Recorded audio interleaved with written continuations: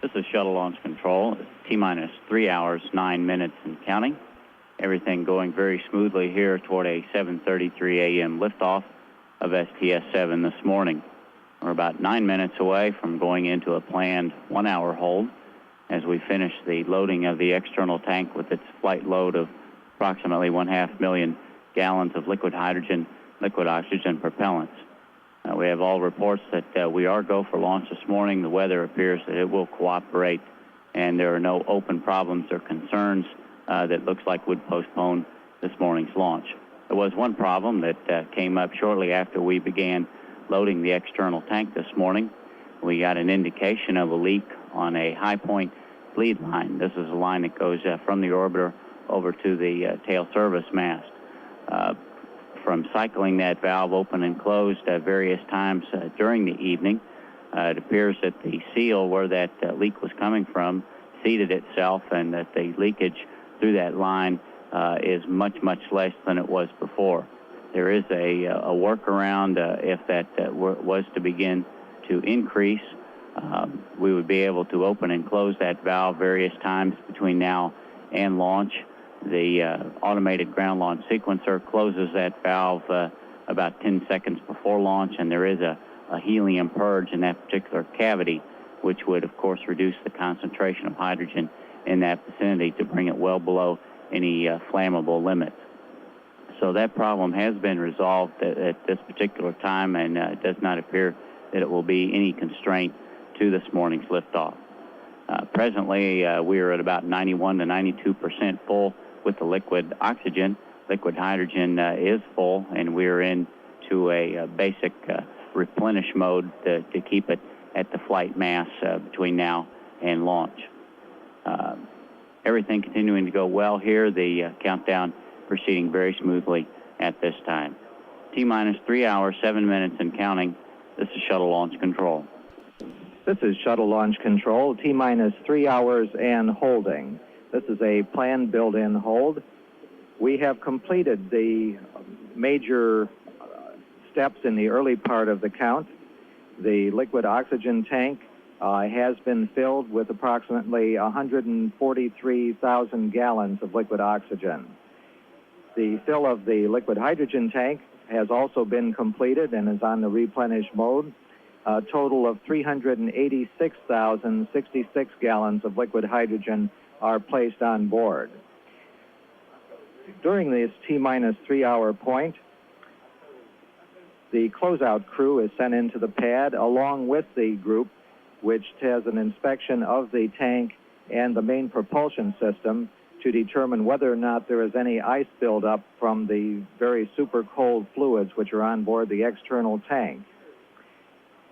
The flight crew has been awakened and will be going into breakfast just a short time from now.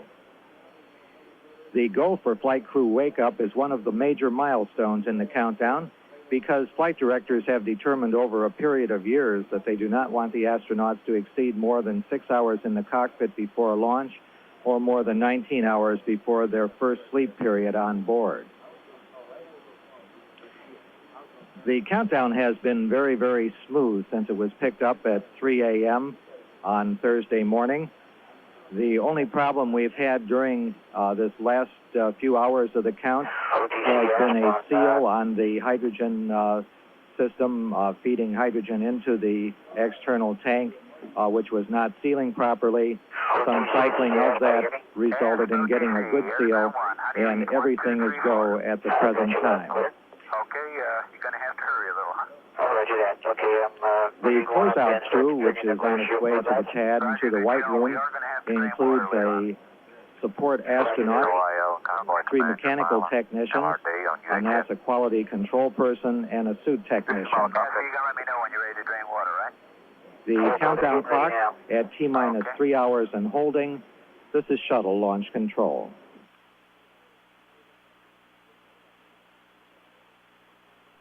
This is Shuttle Launch Control, T-minus 3 hours and holding. The astronaut flight crew of Bob Crippen, Rick Houck, John Fabian, Sally Ride, and Norman Sagard are presently in the room in the astronaut quarters ready for breakfast.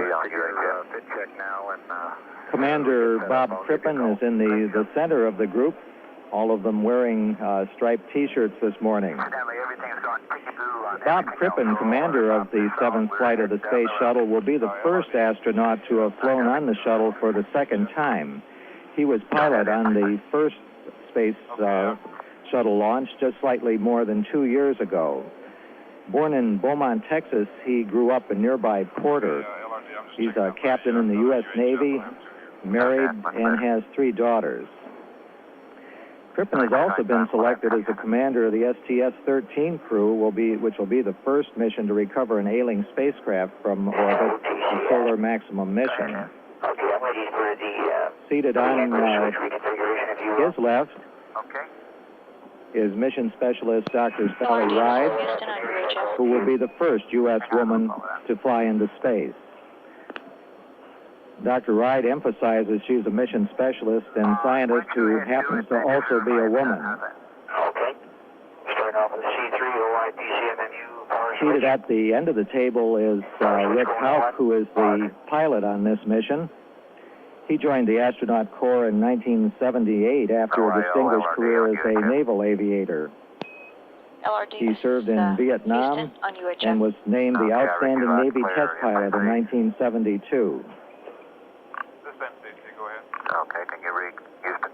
A number of other people joining the astronauts for breakfast, which has a large cake with the patch which was designed especially for the STS-7 crew, which is always baked by the manager of the astronaut office here at Kennedy Space Center, Nancy Gunner.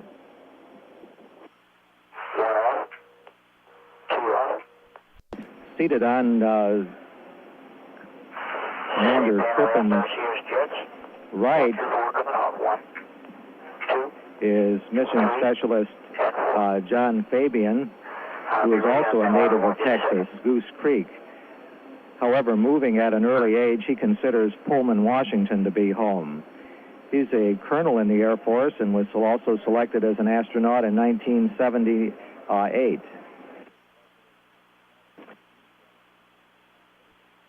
Out on the pad, the closeout crew is in the process of preparing for the astronauts to arrive after they've finished their breakfast and have had a weather briefing there and have gone to putting on sensors and their coveralls that they'll be using during their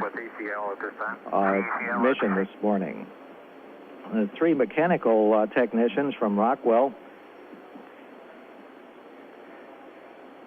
are in charge of preparing that, and astronaut Woody Spring is the support astronaut who will actually be assisting the astronaut crew in getting into their seats and the adjustments. There's a NASA quality control supervisor and a suit technician also from Rockwell. Everything going smoothly in the countdown. The clock at T-minus 3 hours and holding. This is shuttle launch control.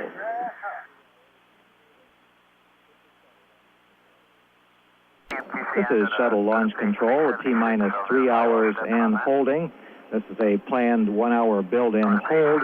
We'll be coming out of that at 4:13 this morning, Eastern Daylight Time. Out on the pad, the ice inspection team is in the process of taking a look at the engines under the aft section of the orbiter to determine whether or not there is any buildup of ice in that area.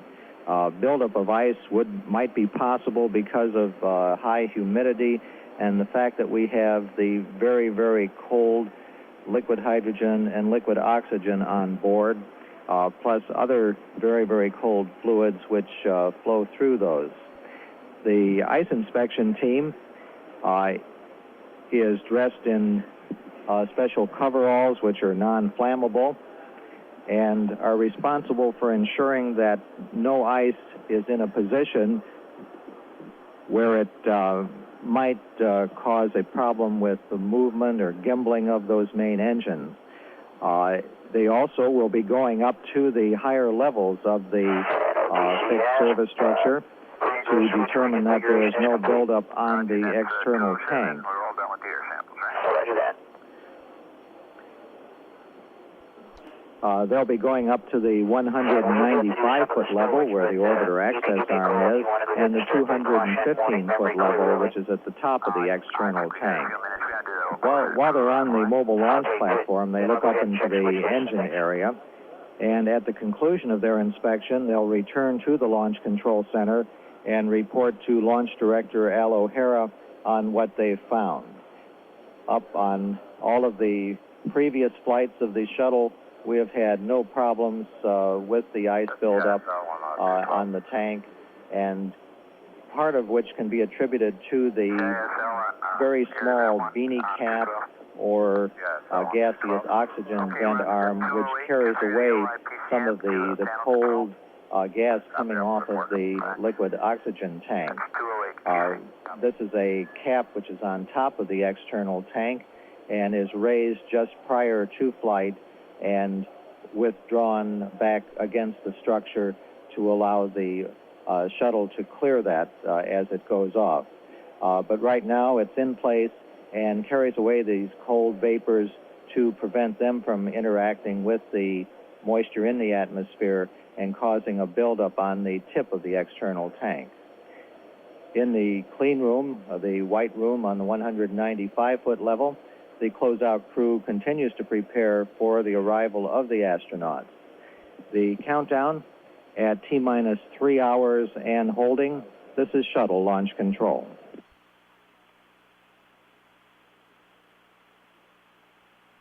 This is shuttle launch control at T-minus 3 hours and holding. We're just 5 minutes away from picking up the countdown once again at the T-minus 3 hour point. Although we've been in a 1 hour build-in hold for almost an hour now, there have been activities that are going on out on the pad. The ice inspection team, for instance, has been taking a look at any traces of ice buildup on the external tank and main propulsion system. They've just reported they're up on the 195-foot level and will be going up to the 200-foot level in just a short time from now, and then come back to report on what they've seen. Our astronaut crew of Commander Bob Crippen, Rick Hauk, John Fabian, Sally Ride, and Norm Thagard are in the process of having a weather briefing by satellite. They'll have an extremely busy day with the launch of the first satellite from the Space Shuttle coming some 9 hours and 15 minutes after liftoff. They're scheduled to have their first sleep period in space at 12 hours and 40 minutes after launch, and this will give them a work day of about 17 hours. The countdown going very smoothly. We're at T-minus 3 hours and holding. This is shuttle launch control. Yeah, that's affirmed. We're just checking over the cockpit switches now. Okay, we look to pick up the count about. This is shuttle launch control. We have emerged from our T-minus 3 hour hold now, and the countdown clock continuing at T-minus 2 hours, 58 minutes, 35 seconds, and counting. During the hold, the ice inspection team completed their work at the 195-foot level and is now up on the 215-foot level, where they've estimated it'll take about 10 minutes to complete their inspection of the external tank. That being the case, you want to pick up step 180, please? During this period also, the Mila tracking station has been working on their antenna alignment. The antennas at Mila are used for relaying all of the information about what is happening on board the shuttle during the time that is standing free on the pad, and then during the early part of the flight back to the Kennedy Space Center and to Mission Control in Houston. There's an automatic tracking system that's used with the antennas, and during this period, one of the antennas is moved away from the vehicle, and then a determination made that it can come back and lock on properly to get that information.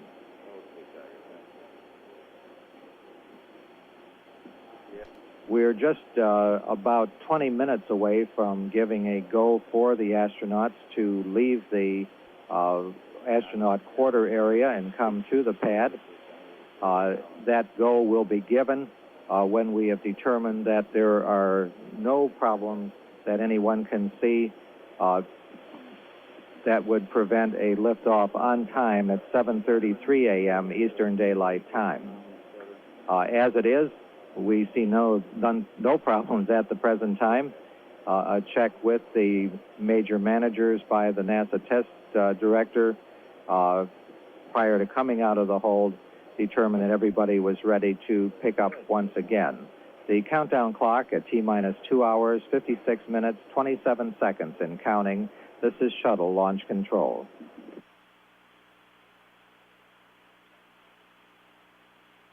This is Shuttle Launch Control, T-minus 2 hours, 37 minutes and counting. Go has been given by the NASA test director for the astronaut crew of Bob Crippen, Rick Houck, John Fabian, Sally Ride, and Norm Thagard to come out to the pad. They've gone through a weather briefing of not only the weather here at the Kennedy Space Center, but also at all of the possible contingency landing sites, such as Dakar, Senegal, Honolulu, Kadena, and Edwards. And the weather is acceptable here for launch. The only alternate site, which is a very unlikely one at Honolulu, was the only one not acceptable. The weather here at the Kennedy Space Center may see some clouds moving into the area as we get closer to launch. There is some cloudiness over the Gulf of Mexico coming this way. There's some light rain showers over the Gulf, but we don't expect it to get here prior to our 7:33 launch time. And as a matter of fact, after listening to the briefing, Commander Bob Crippen says, "It sounds like a great day to go flying." So in just a few minutes from now, the crew will be leaving their astronaut quarters in the industrial area at the Kennedy Space Center for their trip to the pad, where the closeout crew has been working on preparations in the compartment for their arrival. The countdown going very smoothly. The clock at T-minus 2 hours, 35 minutes, 15 seconds and counting. This is Shuttle Launch Control.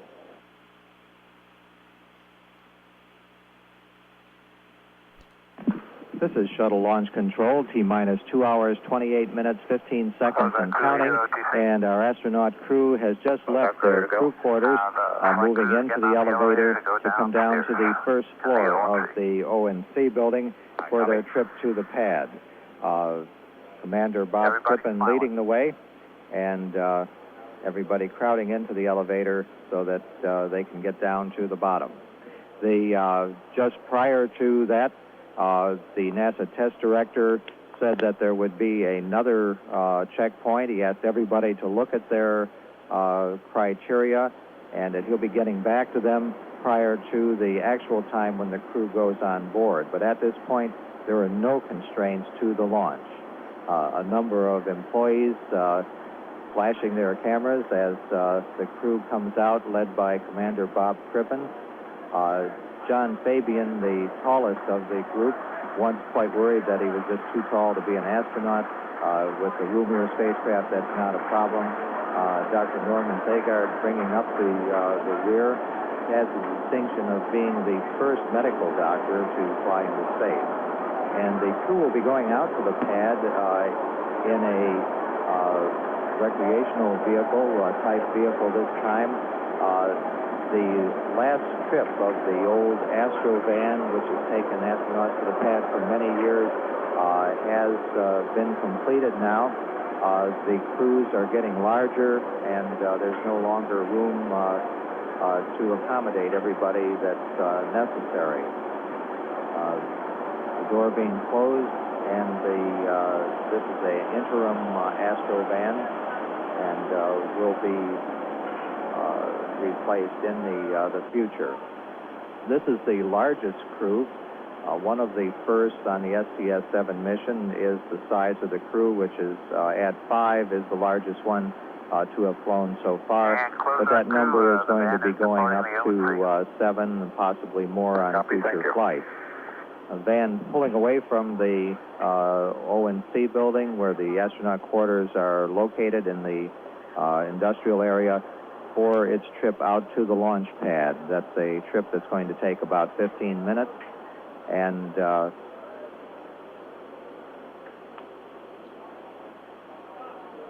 one of the distinctions this crew will also have is that whereas other crews came down in California, this one will be coming down here at the Kennedy Space Center and be picked up in the van once again and brought back to their same astronaut quarters at the conclusion of their flight. The countdown very, very smooth and continuing now at T-minus 2 hours, 25 minutes, 10 seconds and counting. This is shuttle launch control.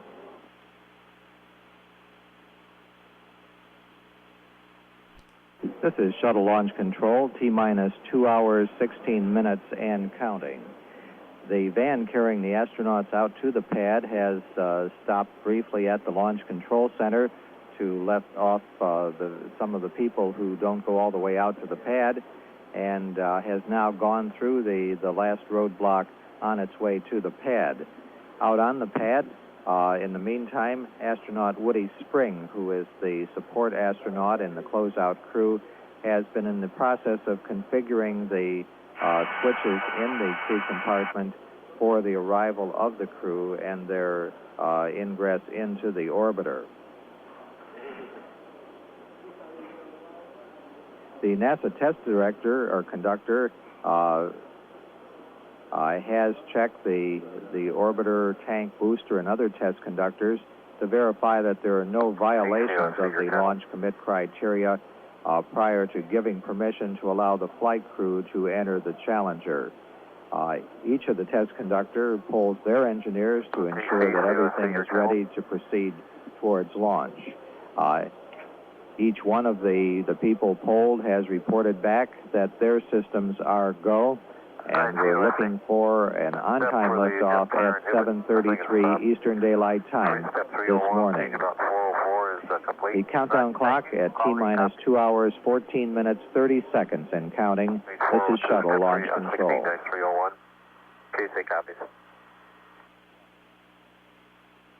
This is shuttle launch control at T-minus 2 hours, 10 minutes and counting. The astronaut crew of Bob Crippen, Rick Houck, John Fabian, Sally Ride, and Norm Thagard have arrived at the pad and are in the process of leaving the van to go to the elevators and up to the 195-foot level. We have had a go for crew ingress from the NASA test director after checking with all of the other various test conductors who are monitoring this morning's launch. Everything going very smoothly in the countdown. That's one of the keys, because the crew is not placed on board if there should be a problem that looks like it is going to prevent a launch on time.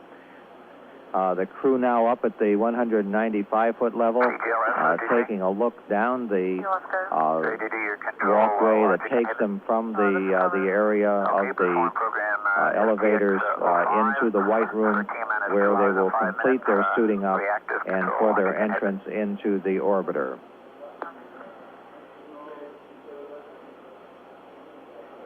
Members of the closeout crew coming out to greet them and to and help them in their preparations.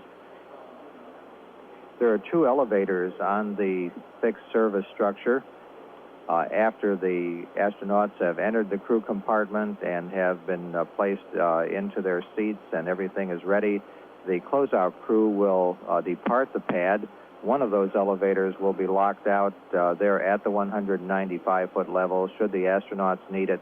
The other one will be locked out at the pad surface in case there's a need to come up from the pad to that level. The recovery ships, the UTC Liberty and UTC Freedom, have departed Cape Canaveral about 20 hours ago and are in the area now for the recovery, which is about 45 miles downrange from the Kennedy Space Center. This range varies according to our launch azimuth and has been as far as about 150 miles downrange. After reaching that area, about T-minus 8-hour point in our countdown, they began a visual and electronic sweep of that area to ensure that there were no ships that did not belong there in the area that might create a hazard when the solid rocket boosters came down. They have just reported that the area is clear for launch, with the exception of the ships that are supposed to be there. Commander Bob Crippen now in the White Room, putting his Snoopy hat on, and then he'll be putting on his launch and entry helmet. During the first few flights of the shuttle, a full pressure suit was needed, and so the helmet's attached to that suit. However, nowadays, only coveralls are used, plus a special harness, which is used for restraint and emergencies. And Commander Bob Crippen being brushed off with a whisk broom, and now his shoes being wiped off so that he doesn't track any dirt into the clean interior. And he has just patted the suit technician on the back and is now entering the orbiter Challenger. Pilot Rick Houck moving into the area, shaking hands with the technicians up there prior to putting on his vest. And he'll be the second one to enter the orbiter for the 7th mission of the Space Shuttle. The countdown clock at T-minus 2 hours, 5 minutes, 30 seconds and counting. This is shuttle launch control.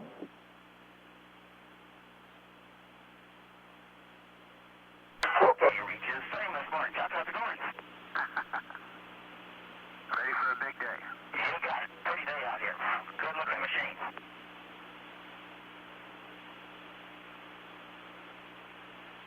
CDSS OTC. CDSS, confirm your OA accumulator force charge. Inward.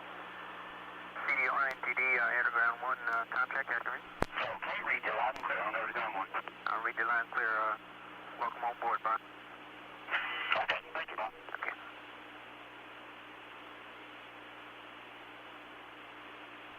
OTC, PLT, how do you read? PLT, this is the OTC on Underground 1. I read you 5 square. How many? Over. Roger, loud and clear. PLT, this is the NTD on Underground 1. Contact, how do you copy? Okay, NTD, PLT. PLT, you're breaking up pretty bad on that. Repeat. Okay, I was just adjusting my helmet for oxygen flow. Loud and clear now, NTD. How many? Loud and clear, Rick. NTD, CDR once more. How do you read? Read it loud and clear, Grip. Okay.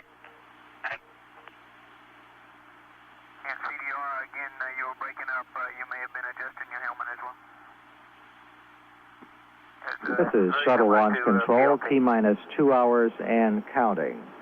Both Commander Bob Crippen and pilot Rick Houck have entered the orbiter now, are in the process of doing a communications check with the Johnson Space Center and with other elements of the launch team.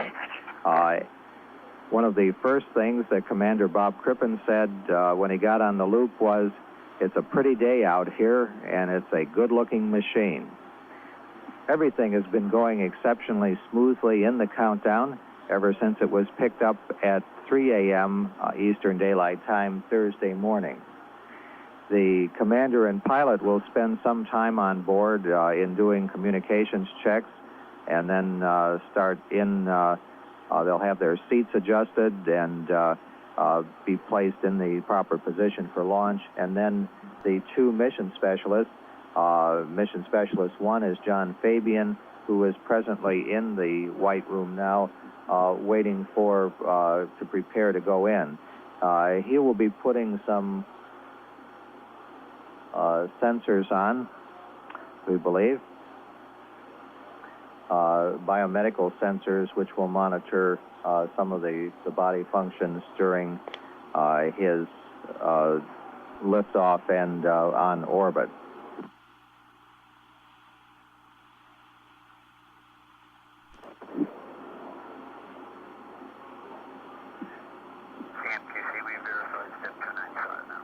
The next step in the preparations of the vehicle itself will be turning on the solid rocket booster rate gyros and a gaseous nitrogen purge of the solid rocket booster aft skirt, which is beginning now. The rate gyros are used by the orbiter navigation systems to determine the rate of motion of the solid rocket boosters.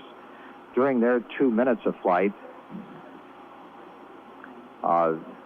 they will be carrying the orbiter about 35 miles.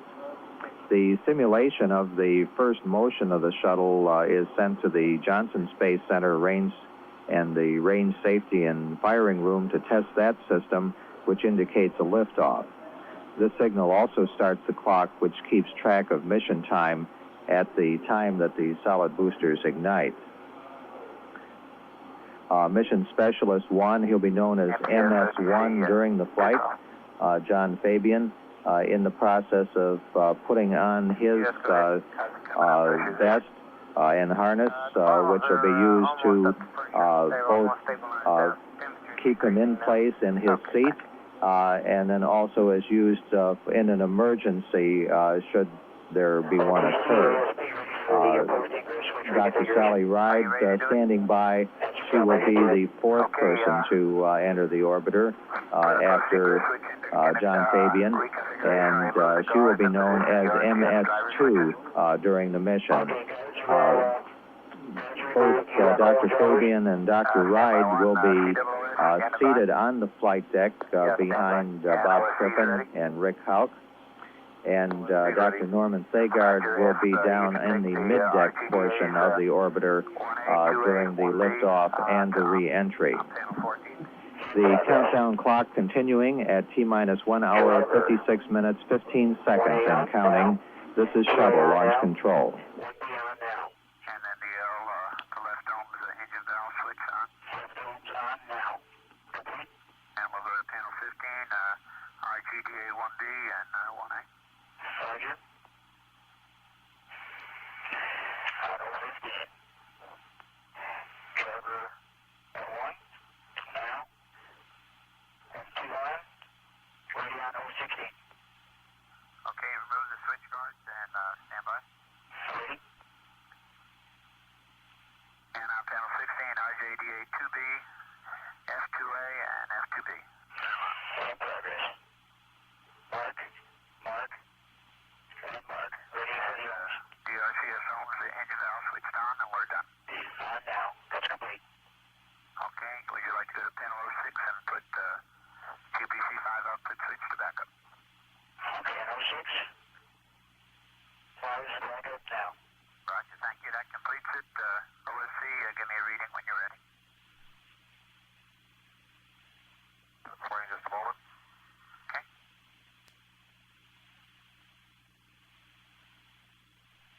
And OTC has been ready for the caution warning volume adjust. He wants to restart and we'll play by from there. We'll be with you momentarily. Second, please. I'll be with you momentarily on that. Okay.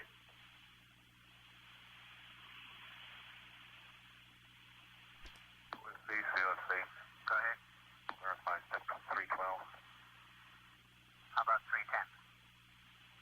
310 would work. Okay. COOS OTC. Go ahead. Can you verify 311? 311 verified.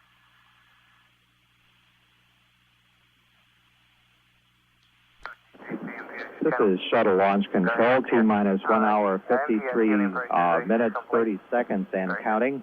Dr.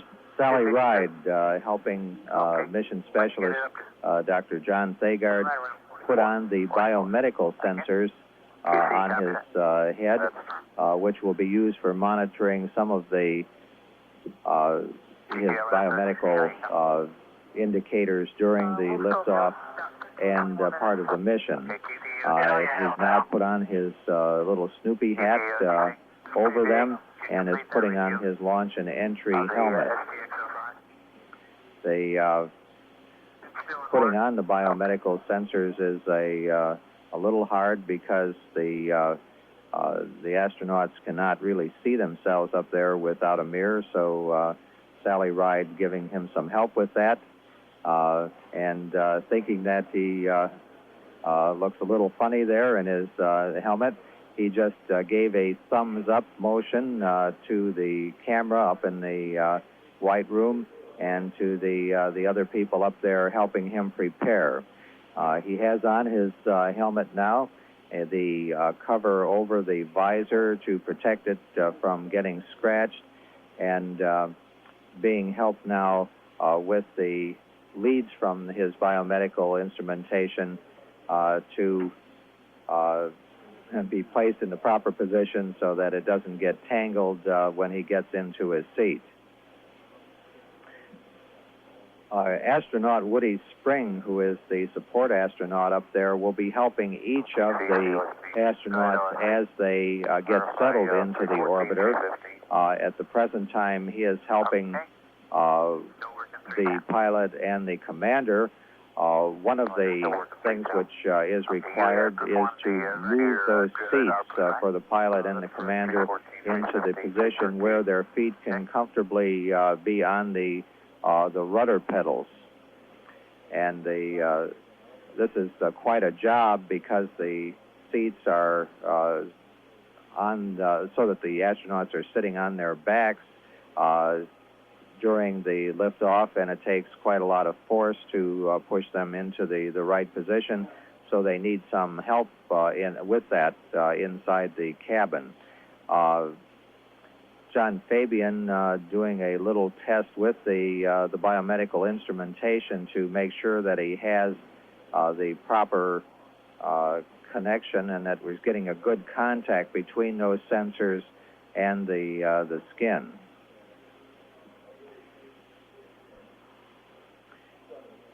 The team which had been out on the pad looking at the ice on the orbiter are back now at the Launch Control Center and giving a report to the launch director, Al O'Hara, and the NASA test director and others as to what they saw. There's a little bit more buildup than they had seen in some areas, but nothing serious. The countdown continuing at this point, the clock at T-minus 1 hour, 50 minutes and counting. This is Shuttle Launch Control.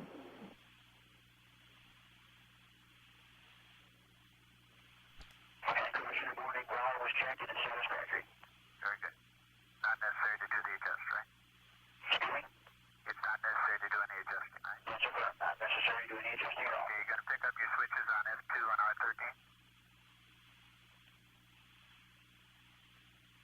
Okay, CDR, what we'd like you to do on F2 is to push the master arm push button, pressure release. Okay, and we've done that. Roger that, let's try it. 120 coming second. And you got a 120, right? In progress.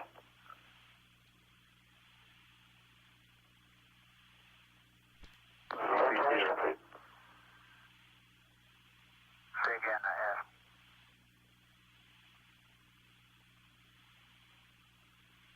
That was UFC OTC. 16310 is complete. Roger that. Thank you.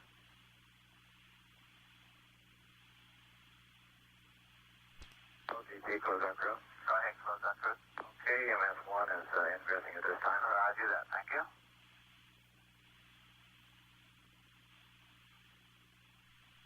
Ask OTC, you finished taking your thumb wheels?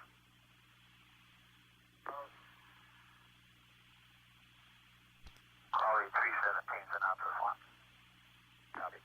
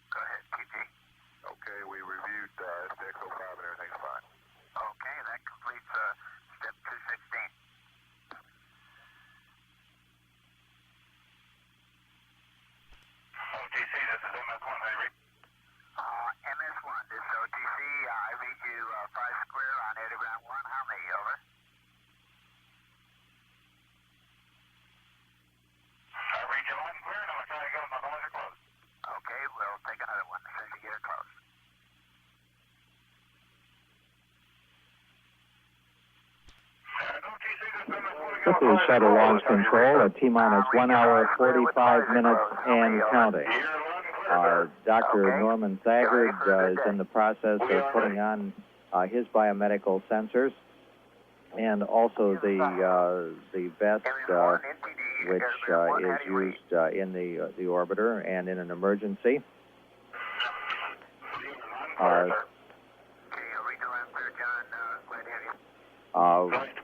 We have had word from the ice inspection crew. Now their complete report was that this is the cleanest vehicle that they have seen from an ice standpoint. The reason for concern is that the very, very cold liquid hydrogen and liquid oxygen on board can cause some condensation and freezing of moisture from the air onto the tank and onto the propulsion system of the orbiter. But this has been an exceptionally clean vehicle from that standpoint.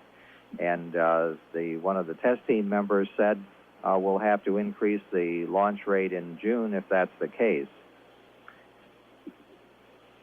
Inside the orbiter, Commander Bob Crippen and Rick Hauk have been going through their entry procedures. They have done such things as closing the visors on their helmets, checking the flow of oxygen and verifying there's no leaks, and then opening the visors once again. Their seat heights, both fore and aft, have been adjusted, the rudder pedals adjusted so that they can comfortably reach them. Then the support astronaut checks the Ascent cue cards and attaches the tethers. Mission Specialist Dr. Sally Ride now completing her preparations for ingress into the orbiter, in the process of putting on the harness which is used for restraint in the seat and would also be used in an emergency if there should be one. Dr. Ride will not be wearing the biomedical sensors, just Dr. Norm Thagard and John Fabian. Dr. Thagard has the distinction of being the first medical doctor to fly, and he will be taking a close first-hand look at the effects of motion on human in space.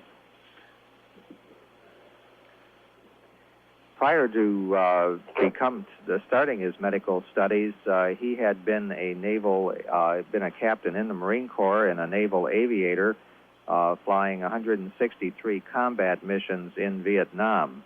He then came back to the States and took his Doctor of Medicine degree from Texas Southwestern Medical School in 1977 and was an intern when he learned of the call for new astronauts and was selected for that program in 1978 also.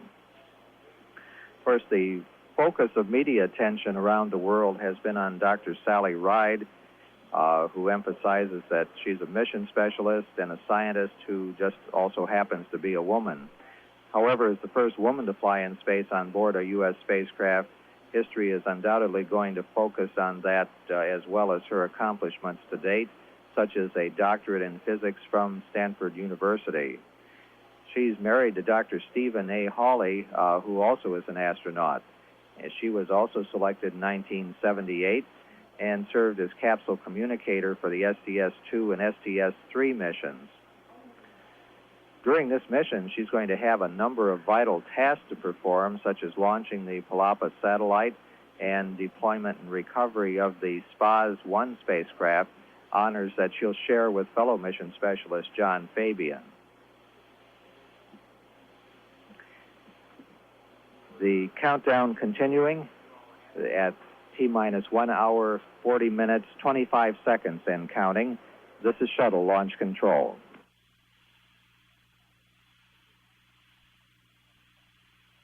Sam, QC, we got MS2 going aboard now. All right, copy.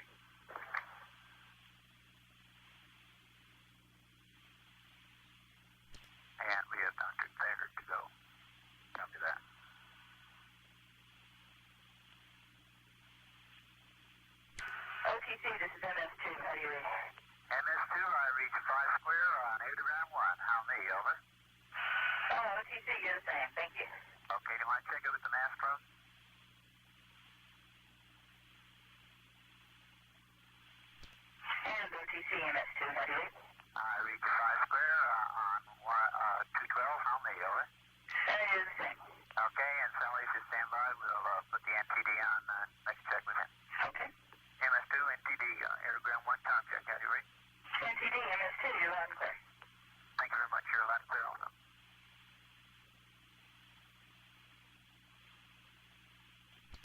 and MS3 is coming aboard at 37.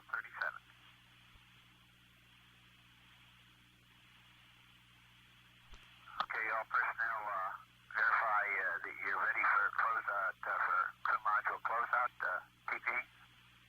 TP's go. And ECL? ECL's go. And EPD? EPD's go. Okay, and we'll go with that. Closeout crew, OTC? Closeout crew, go. Okay, you have a go for closeout of the crew module for flight. Copy. TC, TP? Go ahead, TP. Asked to verify they worked the beam on the other O2 meter on the flight deck. There's 2 O2 meters to remove. Roger. Closeout crew, are you aware of that? We have removed the O2 meter from the flight mid-deck. From the mid-deck. Copy that, TP? Yeah, there's an O2 meter on the flight deck that's also supposed to be removed, a GFC type O2 meter. Will you check on that, please, closeout crew? That's being checked right now. Okay.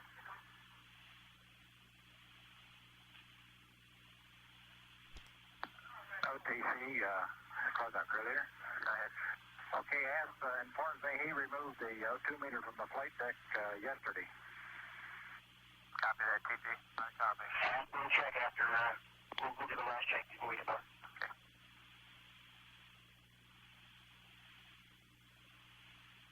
OTC MS3 contract. MS3, this is the OTC on Airground 1. How do you read, over? Okay, you line close, how many? I read you 5 square. You want to check it with the mask closed? Okay. And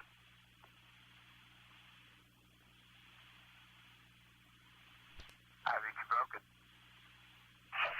Okay, this is MS3 now with the mask closed. Okay, and I read you 5 square. How many, over? And you're the same, sir. And stand by, we'll put the NTD on. MS3, NTD, Airground 1, com check. How do you read? NTD, MS3, line clear. Read the line clear. Welcome on board, Norm. Thank you. Okay.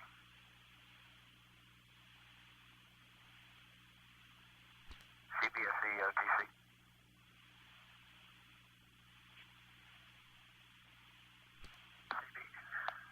CBSE. Roger, can you verify reception of the MS3 EOG data? CBSE, 212. CBSE, can you verify reception of the MS3 EOG data? Roger, we'll verify Sigma 344, EOG MS3. Thank you.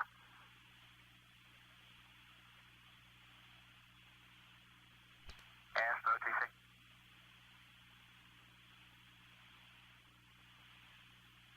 OTC, ask, go ahead. Yeah, you're going to attach those unsnapped portions of the trash container on channel L14. This is Shuttle Launch Control at T-minus 1 hour, 30 minutes and counting. All 5 of our flight crew are on board now, are in the various processes of getting themselves ready for the launch. All 3 of them have gone through some sort of comm check now. Both John Fabian, Sally Ride, and MS3, who is Dr. Norm Thagard.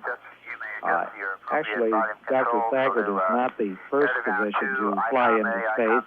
However, he's the first to really have an assignment as a physician. Joe Kerwin flew on Skylab, and also Story Musgrave on previous shuttle missions. As soon as the completion of the getting all 3 of the mission specialists properly into their seats, doing the comm checks, verifying their helmets are working properly with the oxygen, and hooking up the biomedical sensors for those that have it, and adjusting the harnesses and the lap belt.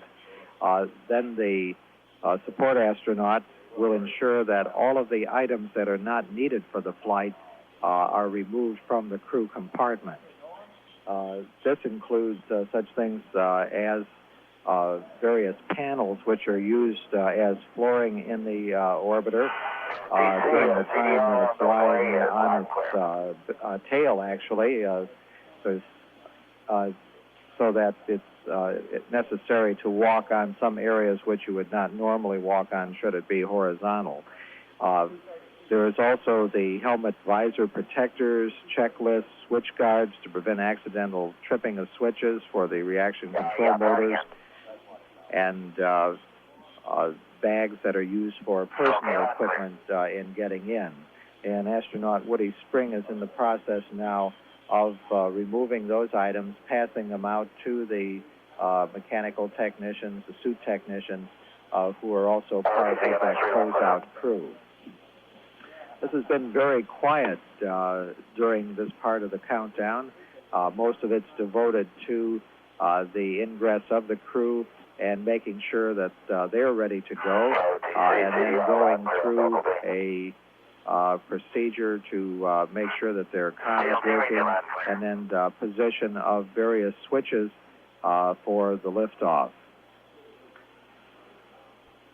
The countdown continuing now at T-minus 1 hour, 27 minutes, 5 seconds and counting. This is shuttle launch control.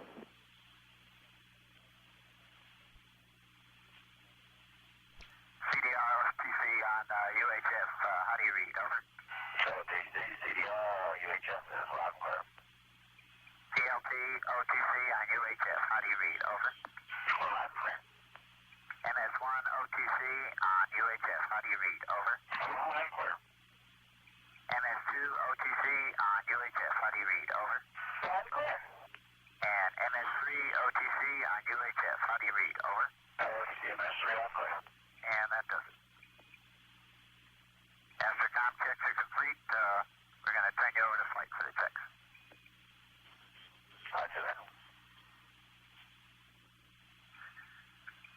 Flight OTC on air to ground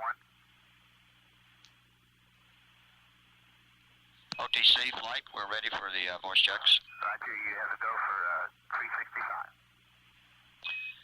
Challenger Houston, good morning, and CDR and PLT, configure for air to ground 1 voice checks, and give me a call. Okay, and work, right?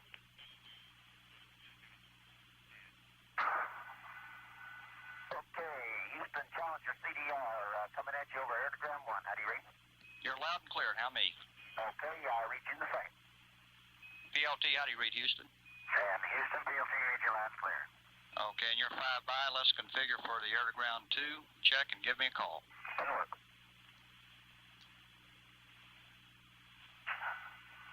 Houston, CDR, coming at you on air to ground 2. How do you read? You're 5 by. Me? Okay, read you the same way. And PLT, how do you read? Loud and clear, Roy. Roger, you're loud and clear, and let's configure for air-to-air check and give me a call. And work. Houston, CDR, coming at you on uniform, air to air. How do you read? You're loud and clear, Grip. How me?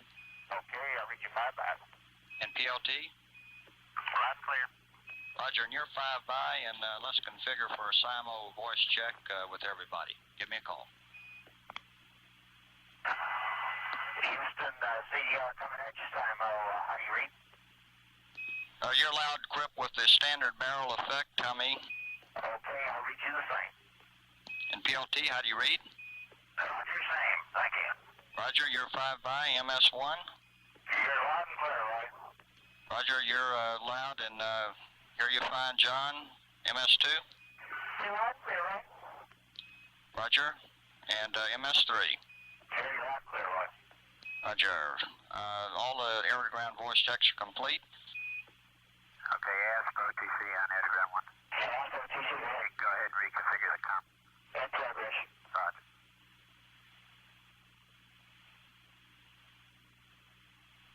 OTC, close that crew. Go ahead, close that crew. Okay, ASP has left the crew module. We're ready to start our hatch closure. Yeah, we'll go to close the hatch. Step 385. I copy. GNC, OTC. CGNC, OTC. Go ahead. Can you verify 386, your pre-flight cal complete? You're ready to proceed with the IMU at that? Do 386. I'm sorry, I couldn't read. You only get the first one. You only get the first one right now. Okay.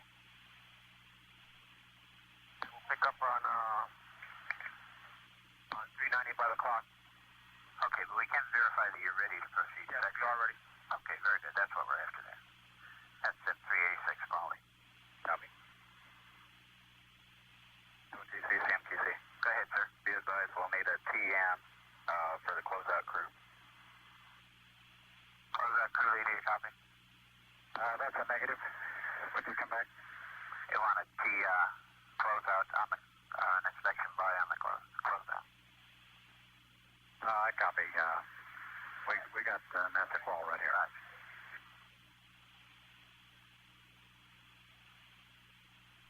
CDR OTC on Adrian 1. OTC, CDR go. This is not going to be a simulate.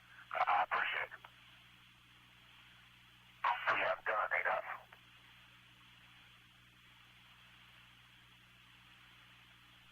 CDPS OTC. Go ahead. You pick up on step 387, perform your GMT delta adjust for sequence 49 on channel 152. Probably will you support? All right, copy. We'll go on 152. OTC TP. Go ahead, TP. Yeah, was I in your pre-flight cal reported complete? Yes, sir. I had that. GNC OTC? Go ahead. CGNC OTC? We verify we're not going to do a pre-flight cal. It is complete.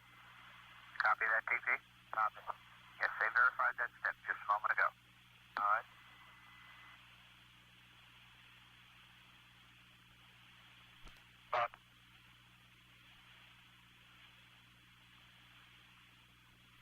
Okay, please call that girl. Go ahead. Okay, we'll verify that the hatch is closed and locked and that the seal leak check is good at this time. Q will be getting up on the net. Okay. ECL, you copy? TVD, OTC? This is TVD. Take a look at 396. Is that a perform, not perform? Yeah, 395 and 396 will be performed. You want us to do that now? Yeah, you can go ahead and do it now. The hatch is closed. Okay. CCGNC? Go ahead, CGNC. You want to get a QC set up on 141? Copy that, QC. Copy 141.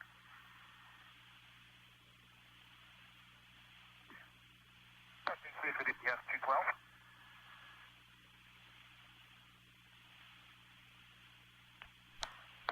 CDPS 212. Go ahead.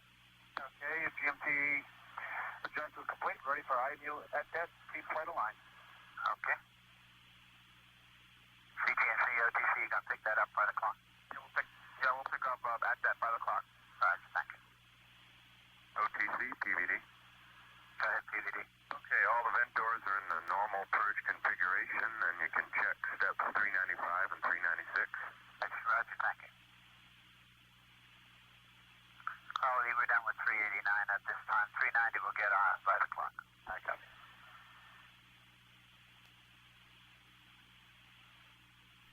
ECL, OTC? Go ahead, OTC. Are you ready to do your cabin link? That is a affirmative. We need a CMQC on 143, please. Okay, CMQC, OTC, you're ready to go to 143. Okay.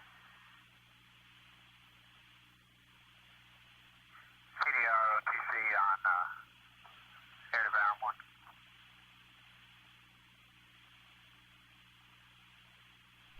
CDR, OTC on air to ground 1. CDR, go ahead. Would you stand by to perform a cabin link check? You've been standing by, Chuck. Okay, on panel L2A1, Zen ISO switch to open until you get a Zen ISO talk back of OP. Okay, coming open at this time, Mark. And we have an OP on the Captain ISO. Would you verify the vent talk back is closed? Yeah, I can verify closed on the vent talk back. Thank you, ECL. ECL can verify. Okay, and ECL, perform your crew module pressurization. This is shuttle launch control at T-minus 1 hour, 15 minutes and counting. The pre-flight calibration of the inertial measurement units has been completed. The inertial measurement units, or IMUs, are used to tell the guidance system on the orbiter where it is in relationship to its launch pad here at the Kennedy Space Center. Almost immediately now, pre-flight alignment of the inertial measurement units will begin, and the launch countdown clock adjusted for the correct Greenwich Mean Time, which is a vital part of the navigational system as well. The Eastern Test Range range safety hold fire checks have begun. This test verifies the ability of the range safety officer to stop the countdown during the last seconds of the count. And Crew Commander Bob Crippen has just been asked by the orbiter test conductor to assist in performing a cabin leak check.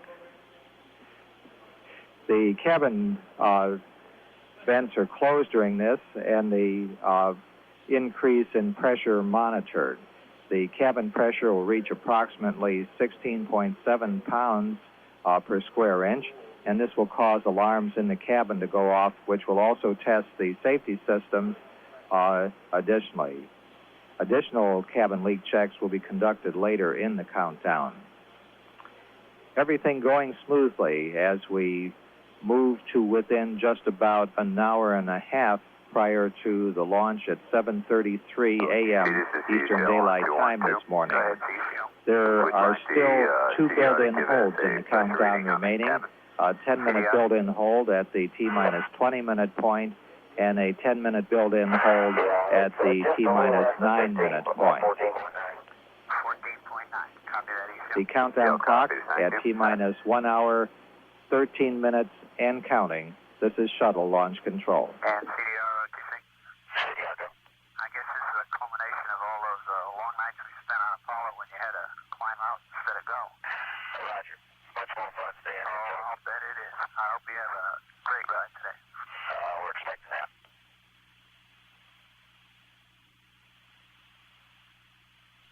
OTC, CDR in there is the master alarm associated with the cabin atmosphere pressure insertion increase.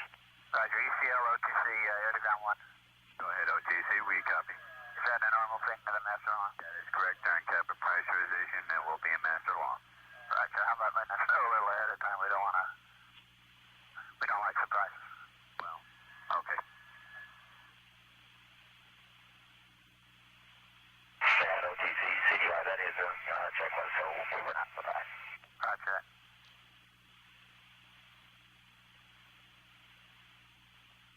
CTNC, OTC on 212. Yeah, this is GNC can verify that started. Very good, thank you. That's 390 Crawley. All right, copy.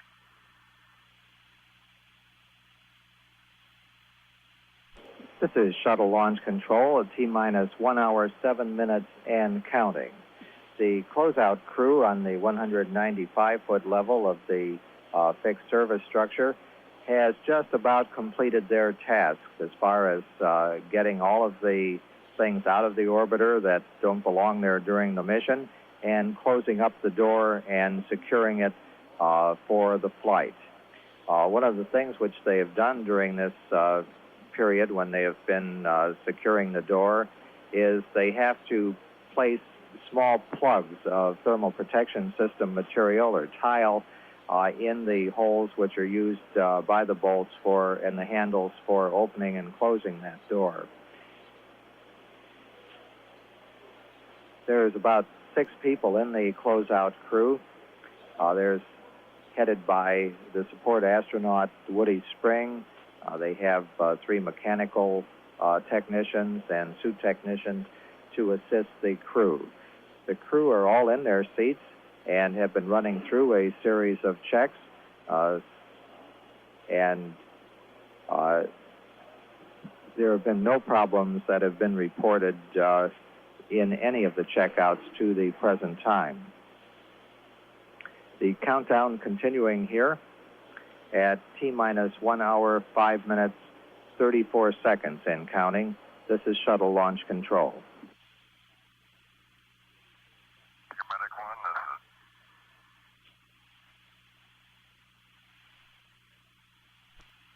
CTNC? CTNC. Yeah, that's complete, and we'll pick up the IMU for alignment T-minus 1 hour, 1 minute. Roger that, thank you. Everything's looking good, right? Good.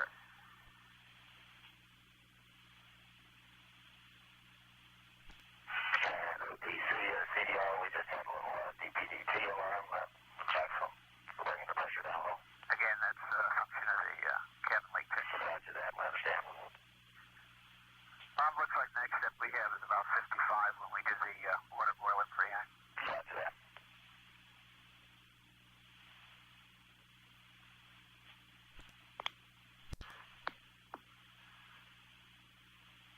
OTC, CL 212. Go ahead, ECL. Okay, for step 212, sequence 45, notify pad to continue side hatch closeout for orbital operations support setup 20, and notify NTD that breathing air systems no longer Crew, copy. Copy. We're putting the tile on it this time. That's that.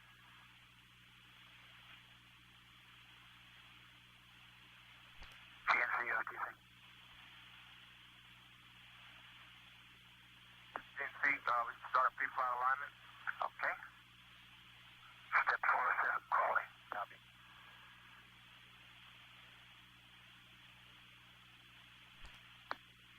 This is Shuttle Launch Control at T-minus 1 hour and counting. The L-minus 80-minute weather briefing has indicated that we do have satisfactory conditions here at the Kennedy Space Center for the launch of STS-7 this morning at 7:33 a.m. Eastern Daylight Time. There are some very light showers which are offshore of the Cape, but this is not expected to be a problem. We're in the process now of completing all of the work up in the white room on the 195-foot level. Just the final work on the door is presently being completed with the insertion of the thermal protection system plug. Everything has gone satisfactory with the cabin pressure check on board. This causes some alarms to go off, which were reported by the crew, and an indication from the test directors that that was exactly what they were supposed to be seeing. At this point, the booster test conductor is performing a calibration of the solid rocket booster's chamber pressure transducers. These transducers measure the pressure in the thrust chamber at the nozzle, and this information is used to tell the computer when to separate the solid rocket motors. The separation procedure begins when the chamber pressure falls below 50% of normal. Safety has confirmed that the fire and rescue personnel are ready to support the launch, and the landing and recovery director has ordered the pilots to man the weather aircraft and take off as soon as they've received the latest weather briefing. The countdown clock continuing at T-minus 58 minutes and counting. This is Shuttle Launch Control.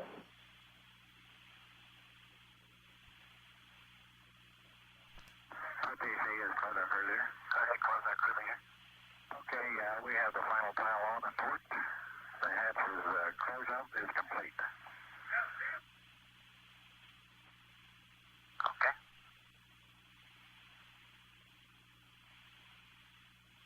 EPU, hear you loud and clear.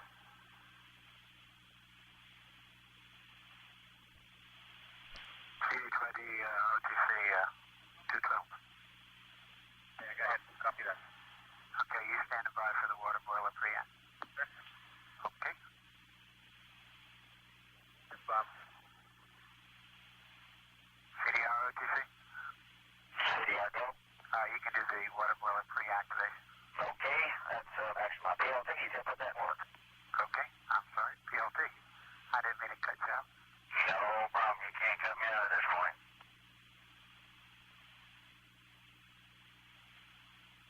You need a copy?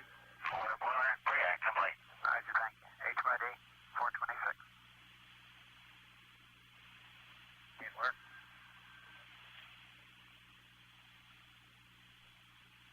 HYD 426 is complete. Okay. EPD, let me know when you got 50 done. Good work. OTC, Seal. Go ahead, ECL. EPU, how are you copy now? Crew module pressurization and initial cabin 2 PSI leak check is completed this time. Okay.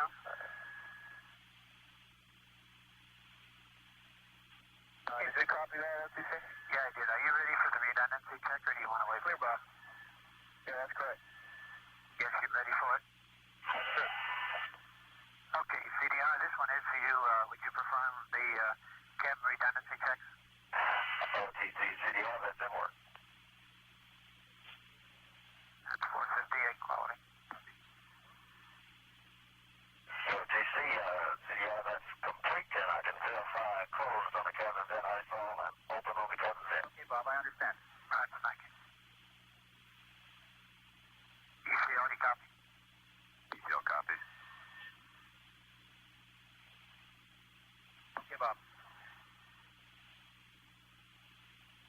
problem.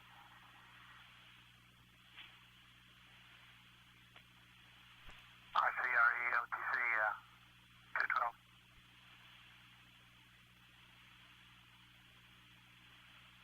RCRE. Okay, step 430, start using egg tapes and strip charts for SRSS terminal count test. That work.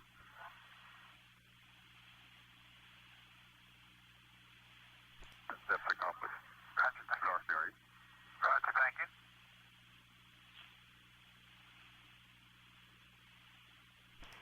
Your CMTC 175.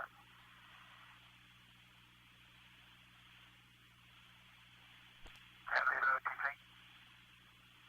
Yes, close out crew, there you go. I'm sorry, close that crew leader.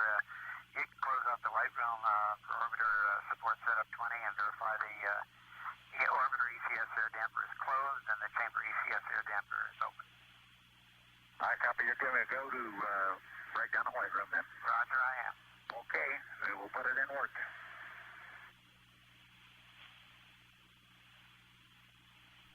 OTC PD. Go ahead, EPD. 127 is complete. Roger, thank you. No problems, right? No problems. Good show. This is shuttle launch control at T-minus 50 minutes and counting.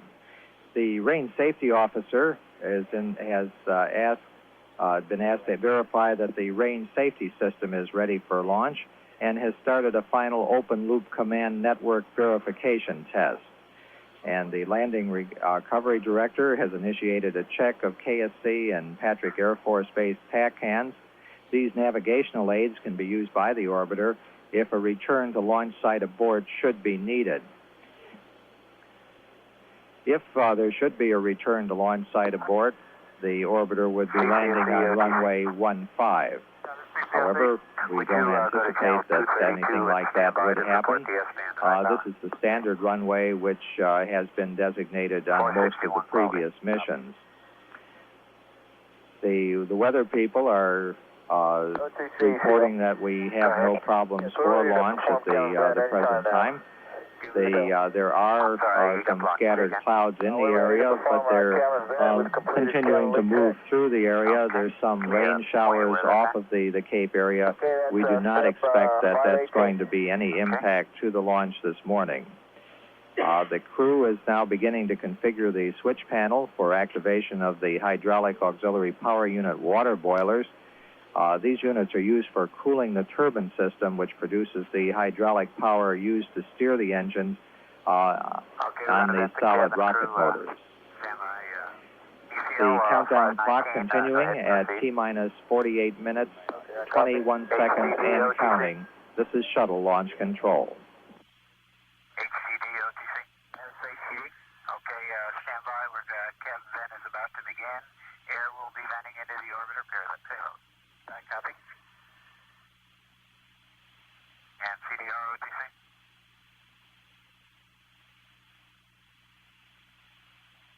ECL, stand by to give the pro words. Close, Captain Van on 212 if the decrease in the partial pressure below baseline is observed. ECL copies.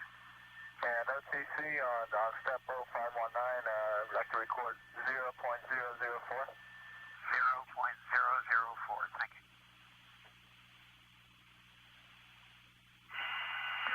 OTC, see ya.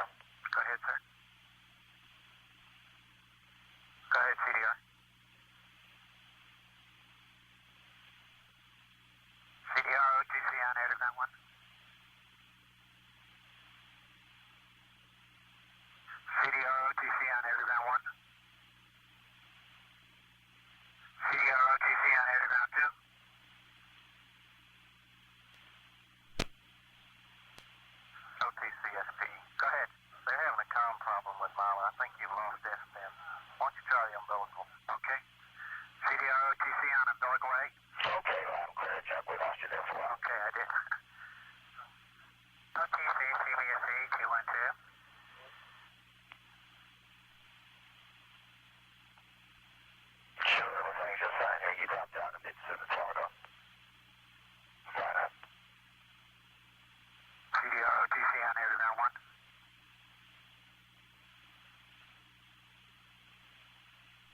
OTC, Seal. Check, we're reading you, say again.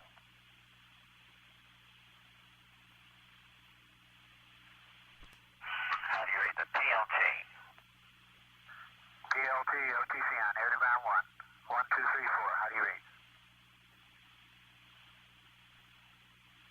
OTC, this GOS on 212. You're getting a downlink from him, but the uplink is not going up due to a problem at Milan. Okay, you'll let us know when that's cleared. OTC, Seal. Okay, OTC, CDR, you're still out and clear. And, no, I just came back up in the background on board here. Why don't you tell me another ground 1? This is shuttle launch control at T-minus 45 minutes and counting. The S-band telemetry system is being switched to high power and configured to change to transmit and receive signals by radio rather than through wires as is done through much of the countdown. In the process now of trying to complete that particular configuration, and in the meantime we'll continue to talk to the crew through the wires until the S-band telemetry system has been switched. The ground launch sequencer mainline computer programs are activated now, and those are monitored to prepare for taking over the countdown at the T-minus 9-minute point. The first crew module pressurization and leak check is complete. Everything continuing smoothly in our countdown as we look for launch of STS-7 at 7:33 a.m. this morning. The countdown clock at T-minus 43 minutes, 55 seconds and counting. This is shuttle launch control. ECL, OTC on 212. Yeah, this ECL, on that step that we looked here a while back, 0522, we failed to get open indication on our vent ISO valve. Okay, you're still venting satisfactory. Negative. It's negative. We haven't started the vent yet. Our valves remain closed the whole time. You've remained closed. Okay, what? Are you ready to go? We are ready to start. I believe that you read the step already and it was not performed. Okay, this is the CDR? That's correct. CDR, OTC on air to ground 1. OTC, CDR, right, sir, go ahead. Okay, can you open the cabin vents and would you stand by to close the cabin vents when we get the pro word close cabin vents on this channel? Glad you understand, and we'll put that work at this time. I didn't read you say again. Glad you're doing the cabin vent at work at this time. We'll stand by for your call on the close. Okay. NTD to CMSS on 212.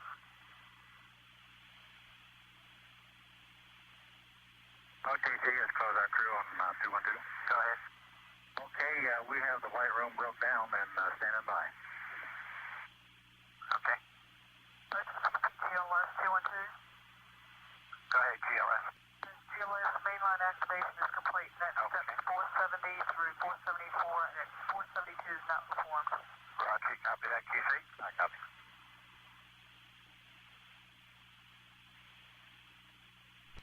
CTPS, OTC. Go ahead. DPS, call up your DPS launch countdown sequence program, VAS J6. That's in work.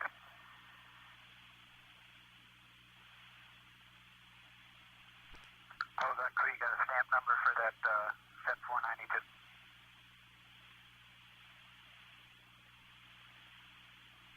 Oh, that crew leader, OTC.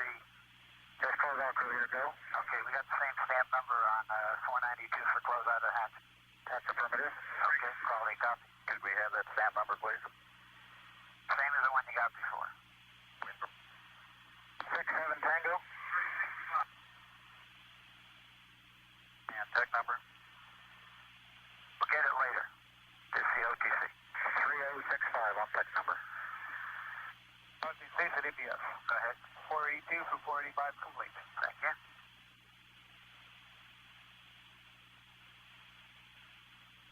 And close our crew and you verify step 493 that all drag on lines have been removed from the OAA pressway. That's affirmative, I will. CGSS copy. CGSS copy. Okay.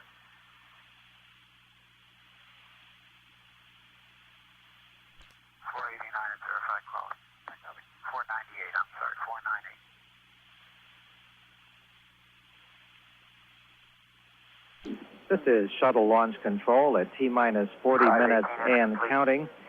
We have succeeded in getting the S-band antennas at the Mila tracking station up to the high power, and we have locked on the vehicle and are receiving information back from the vehicle now through a radio link rather than from the wire sort of umbilicals that are used prior to this point in the countdown. Everything going smoothly at this point. Very little is happening as far as the payloads are concerned. This flight of STS-7 is a flight of many, many firsts. Some people have counted as many as 17, but one of the exciting experiments on board STS-7 is SPAS-1, which stands for the Shuttle Pallet Satellite. And this was built by the German aerospace firm of Messerschmitt Böckel Blum. And this will be the first spacecraft to be deployed in space and then retrieved approximately 9.5 hours of flight using the remote manipulator arm or mechanical arm on board.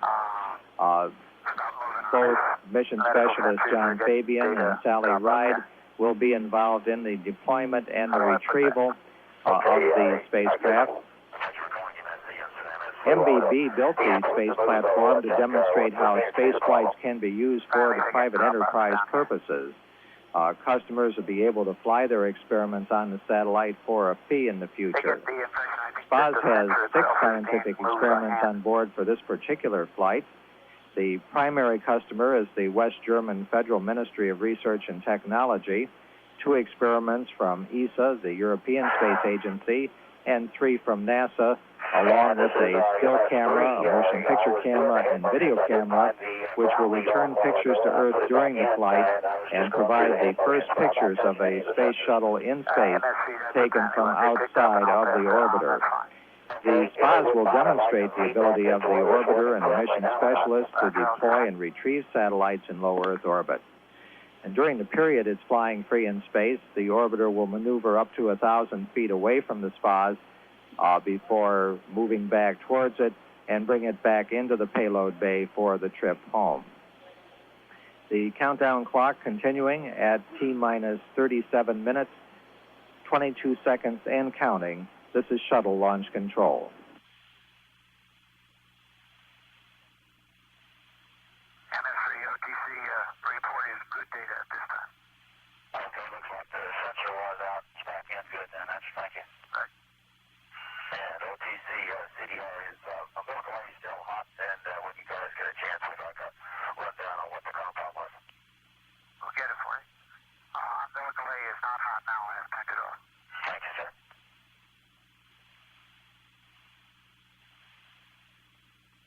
OTC, this is CCSC on 212.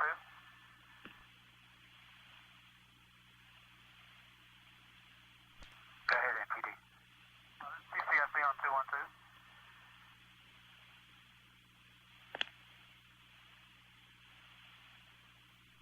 CCSC, OTC copies on 212. Okay, we'd like to verify step 494 is complete. Copy.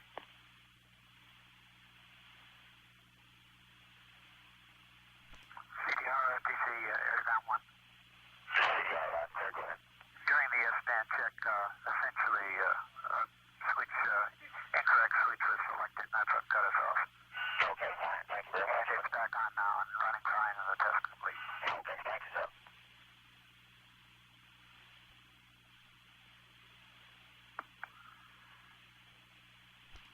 All personnel in the final round will be reported. This is Shuttle Launch Control at T-minus 35 minutes and counting. Activation of the S-band antenna to high power is complete, and the support personnel at the landing sites and booster retrieval area are being polled on their readiness to support the launch. Commander Bob Crippen has been asked to stand by to vent the cabin vent pressure at T-minus 30-minute point. Safety and security personnel here at the Kennedy Space Center have verified that the shuttle landing facility has been cleared and secured in case a need for a return to launch site aboard.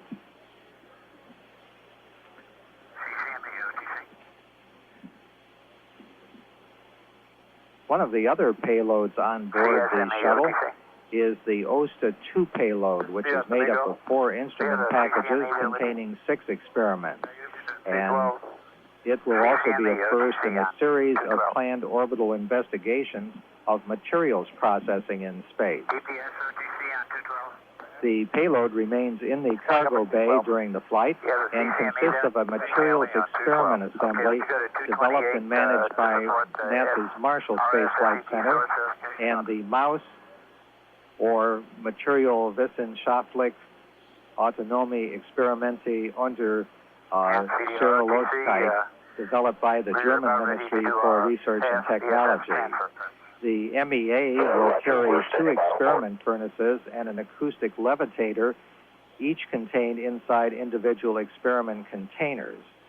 The experiments include crystal growth, production of alloys made up of materials which do not mix naturally on Earth, and melting of materials without using a container by levitating it within a furnace. The MAUS experiments are contained in a getaway special containers mounted on the OSTA support structure.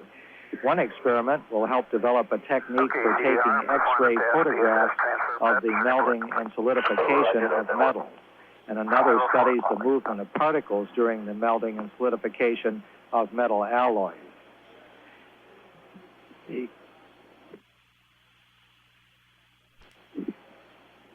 In just another minute and a half from now, the landing and recovery director will direct the chase aircraft to be manned. And another 6 minutes from now, John Young, who was commander of the first shuttle flight, will take off to check out the weather for a possible return to launch site aboard. At the same time, the backup flight system computer data transfer capability will be tested.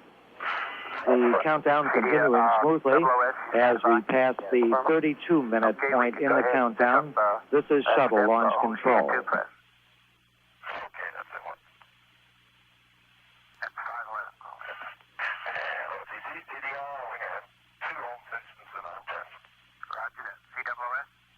Everything looks good here. Okay. ECL, how's the pressurization done? Or Zenny? Yeah, we're ready to close the valves anytime you want to pick up there on step 555. I'm sorry, what step is it? 555.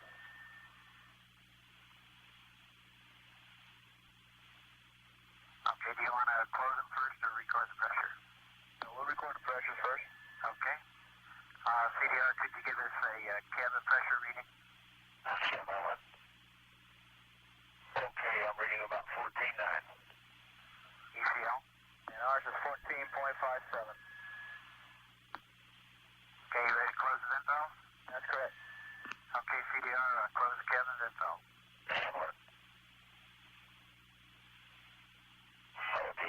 CDR, cabin vent ISO and vent valves are verified closed. Roger, thank you, ECL. Okay, we can verify.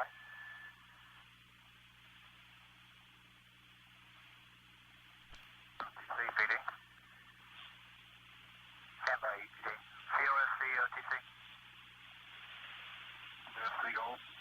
Step 517, set up your NCR printer plotters for 9002. Copy, and we'll verify step 516. Okay. And 517 in work. 17 at work. Go ahead, ETD. We have a go for 535. Okay. This is shuttle launch control at T-minus 30 minutes and counting. The orbiter maneuvering system engines are being pressurized for launch at this point, and the cabin leak check also completed and the cabin vents open. The air is vented at a high rate into the cargo bay during this redundancy test. The NASA test director has also asked that the post-launch inspection and safing teams be asked to report to the assembly area at roadblock A11. For some people, the launch is the end of their task for the day. But once the space vehicle leaves the pad, there's still a lot of work to be done for others. They must make sure that all of the various propellant systems are drained or otherwise made safe for people to start work to prepare the pad for the next launch. We have 2 built-in holds remaining in our countdown. We have a 10-minute built-in hold, which will come up at the T-minus 20-minute point, and then an additional 10-minute hold at the T-minus 9-minute point. During these periods, there is an opportunity to catch up with any extra jobs that haven't been completed, but things have been going along very smoothly, and we are on time. The countdown clock at T-minus 28 minutes, 35 seconds, and counting. This is shuttle launch control.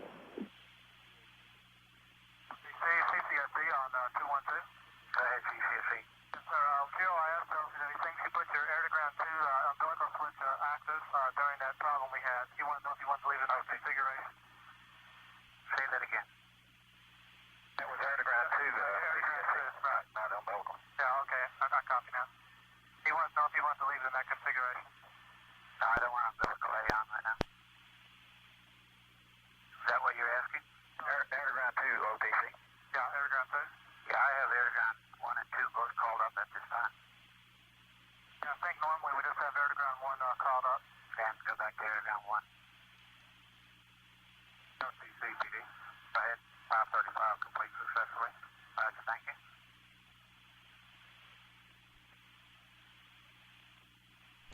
Okay, GLS looking for you at 26 minutes. We'll pick it up on the clock.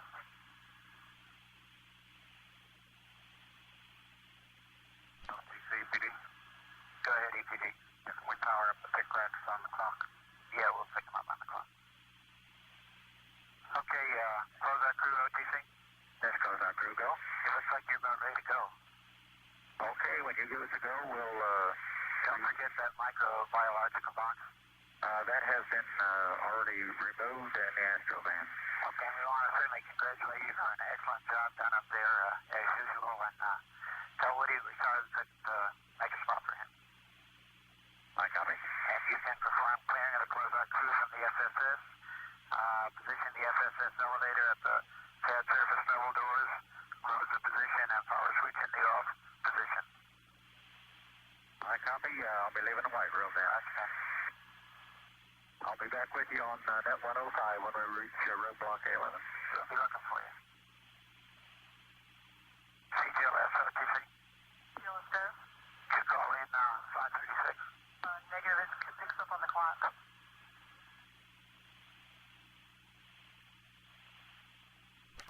GLS.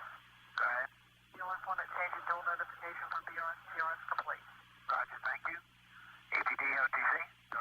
Up to TSC pick racks. Copy. OTC 137 complete. Let me know when 538 is complete. 539 is complete. Roger, thank you. 42 is complete. 43 is complete. And 45 is complete.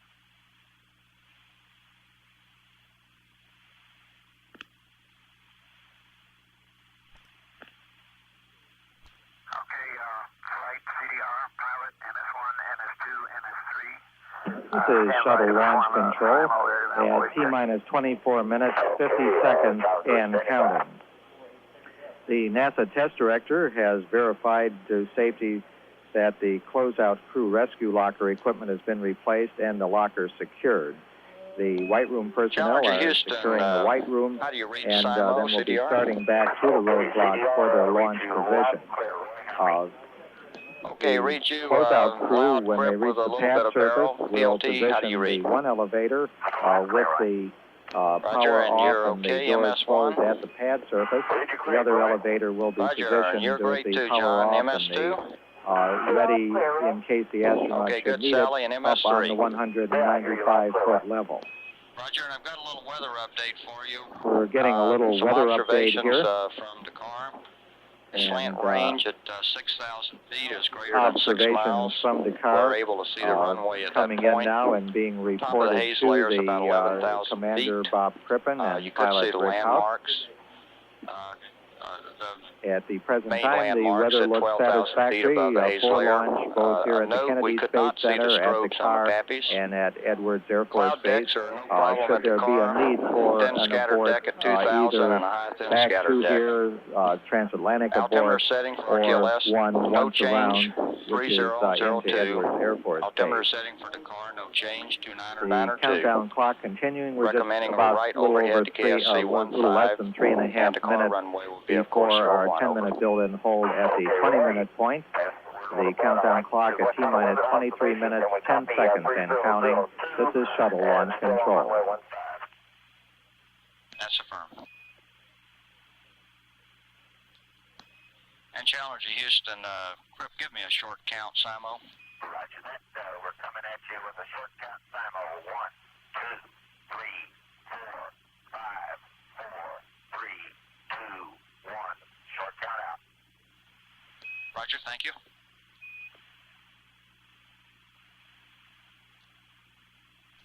And CROTC, if you stand by, we're coming up on pass PSS transfer. Roger, we understand. And DPS, you stand by. That's correct, and we can verify 550.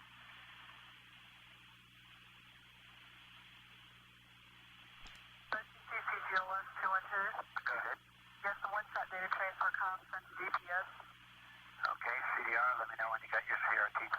Okay, and I can verify item 25 has no asterisk. Roger that. DPS. Copy.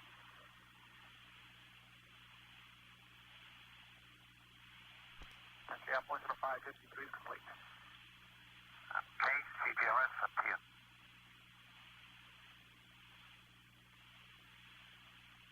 Verify 554. Transfer complete. Affirmative. All right, thank you.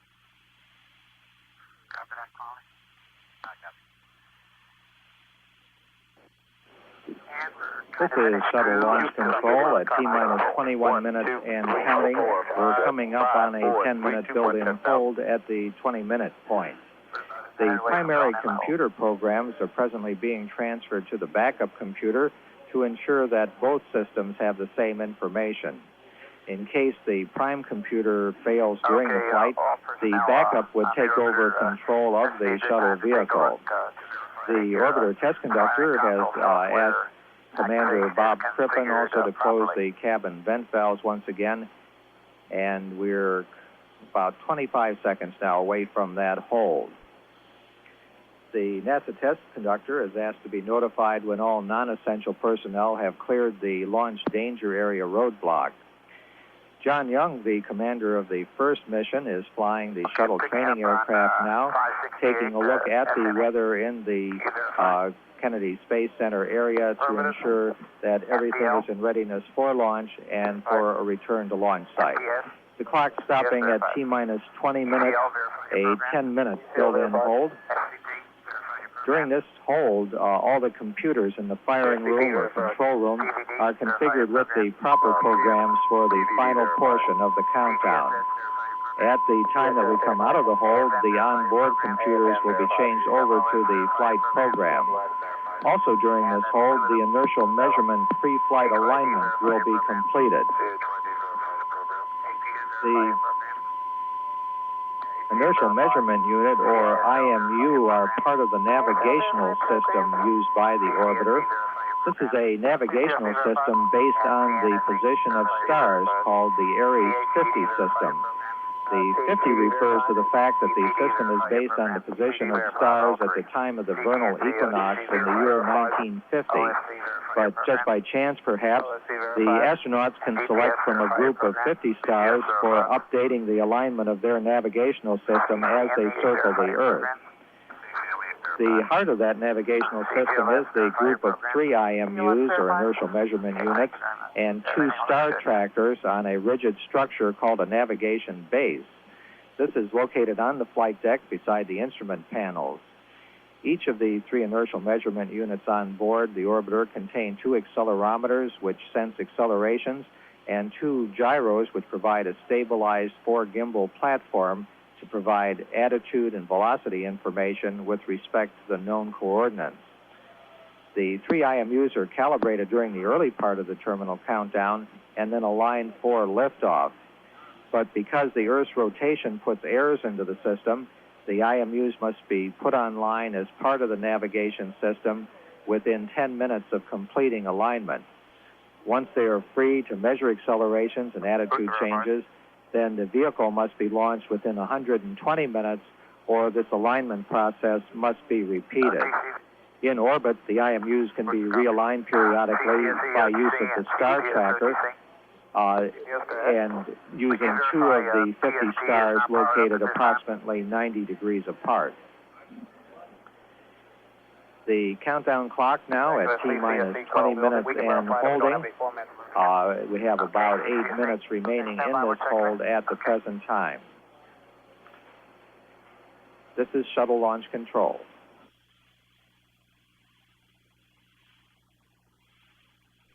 GPS, can you verify 605 that your current consecutive OC concurrencies are available for the GPC down? 605 and 606. Okay. All personnel, after we make the transition to Ops 101, we want you to discontinue all LDB CAMU reads for the remainder of the countdown. CPSC 212. Go ahead. Okay, we can use CPSC as a voice test. 54321. Mila, Houston, how do you read? Mila, you're down in the mud. You're down in the mud. I can barely read you. Give me 1,000 equal test tone. 212, at this time, we're 10 dB. T-minus 20-minute briefing.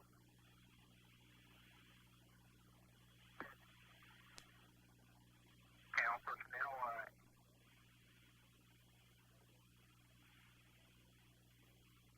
This is shuttle launch control, T-minus 20 minutes and holding.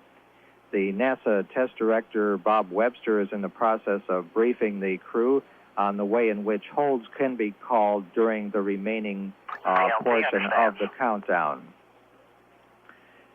The crew on board has just acknowledged that they understand. On board are 2 satellites which will be deployed.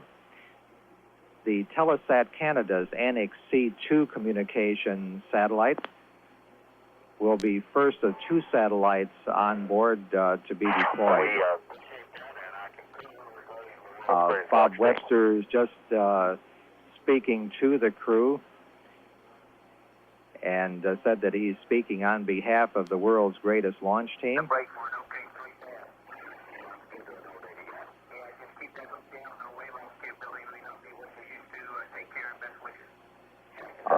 Bob Webster saying to the crew that they're looking forward to their return here to the Kennedy Space Center for the first landing, and he said to be aware that the normal wave-off capability may not be what they are used to, referring to the fact that when the orbiter comes down, it's a dead stick landing and they're not powered and they have to come in at that particular time.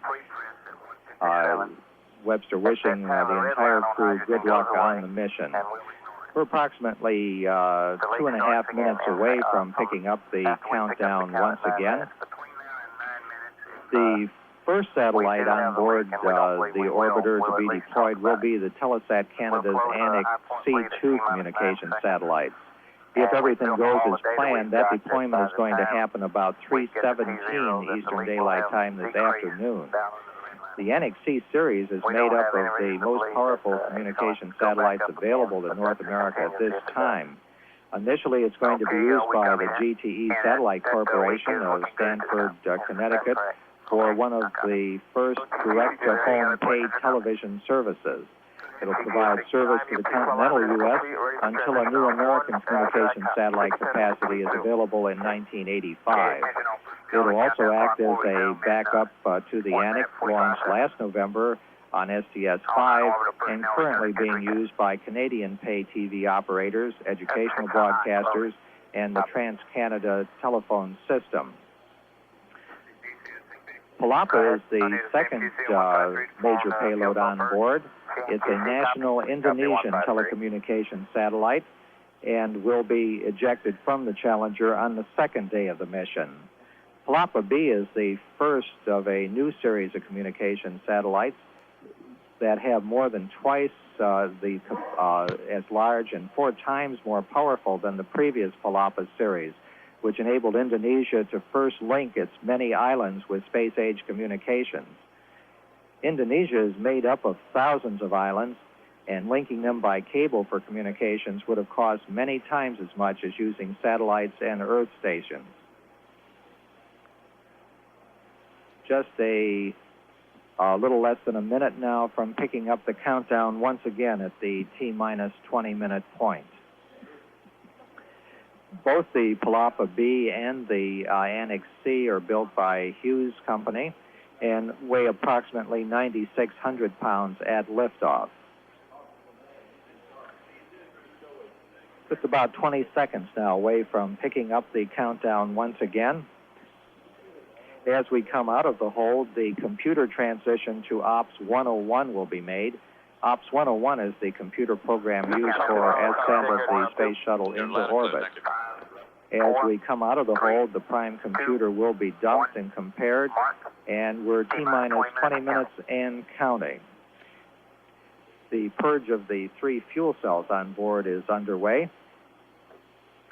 Everything going smoothly as we move down now to the 9-minute point, where we will hold once again for 10 minutes.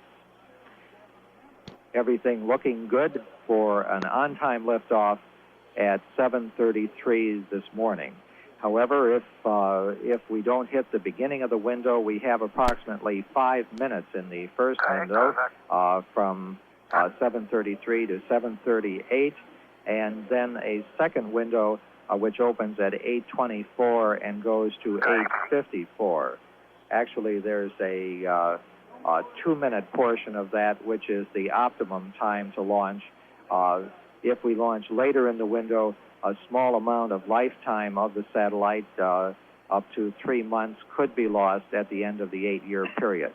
The countdown clock continuing at T-minus 18 minutes, 54 seconds and counting. This is shuttle launch control.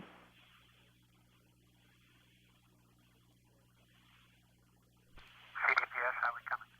We can verify 616. Verify 616. That's correct. I'm at 617.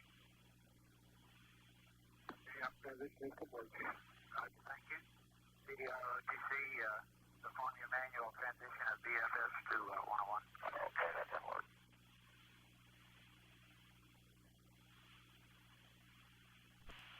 CCTC, go ahead. You verify step 639. You ready for BFS? Yep. Okay, can't see. OTC, CDR, we're almost complete. The only point I see on the BFS that I didn't exactly anticipate is the STS LH202 OMIG message. Other than that, everything is expected. Okay, TPOTC, who do you want to talk about that? Vehicle flight software on MPS would be able to explain that. Okay. DPS, are we ready for the DSF? Correct? Roger, thank you. PLP, would you configure the task of DSF files that will fit this line? PLP, alert.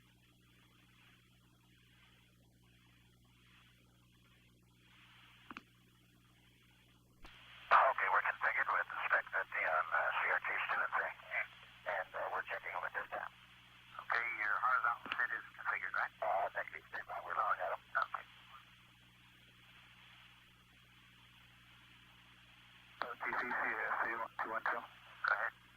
Yeah, verify 627 and 628.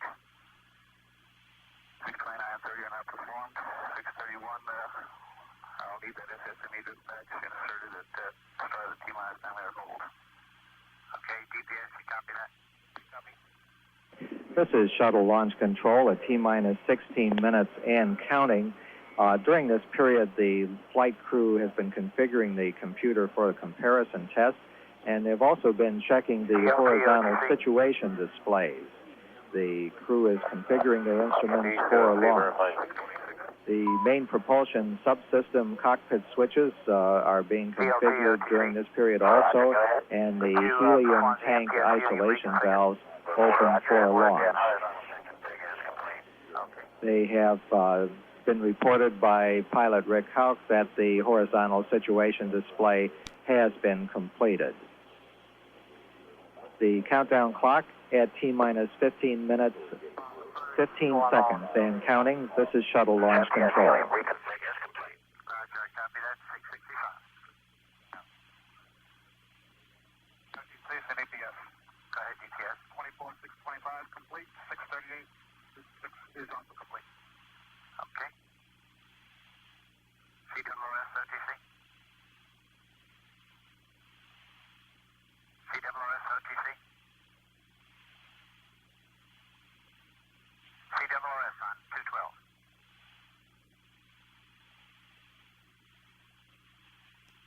CWS OTC on 212.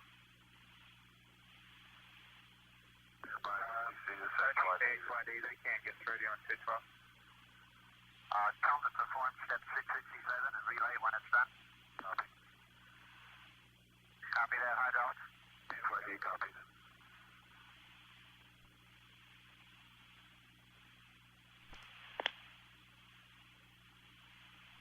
OTC CH20.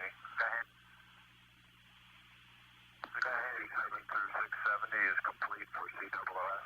Roger, thank you. PLT, can you report the RCS quantities forward, left, and right for fuel and oxidizer? Roger. Forward, ox 901. Forward, fuel 903. Left, ox 108. Left, fuel 105. Right, ox 108. Right, fuel 106. I missed the fuel, the oxidizer forward. Will you say it again? Forward, ox 902. 902. Okay, do you see a CP? Go ahead. So purge complete. EPD has a go to adjust fuel cells between 250 and 290 amps per step 16-0688. Okay. PLT, will you pick up and configure CRT3? This is shuttle launch control at T-minus 13 minutes and counting. The cross vent valves between the orbital maneuvering system and the reaction control system are being configured for launch. This allows fuel, which is the same fuel used by both systems, to be used should there be any sort of blockage in either line. The orbiter test conductor has asked pilot Rick Houck to read out the quantities of propellant in the reaction control system tank. The booster test conductor has been asked to start the gaseous nitrogen purge of the aft skirt of the solid rocket boosters. This flow of inert gas ensures that no explosive or flammable gases can accumulate in the bottom of the solid motors prior to ignition. The chase plane pilots have been ordered to start their engines, and other airports in the area have been informed that the radio frequency used by the chase planes will be active through launch and asked to keep the channels clear of other traffic. The countdown clock has been configured to stop at the T-minus 9-minute point, and we will have another standard 10-minute build-in hold at that point. Everything going smoothly as we come up on that period in our countdown. The countdown clock at T-minus 11 minutes, 35 seconds and counting. This is shuttle launch control. OTC VFS. Go ahead, VFS. Okay, verify 692. 692 is verified. Affirmative. CDPS, can you verify 693? Correct?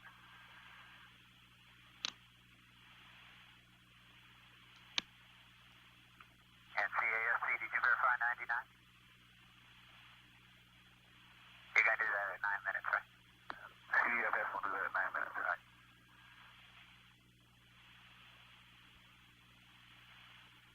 You do that coming out of the hold or going into it? Just going into the hold. Okay. We're at 1090.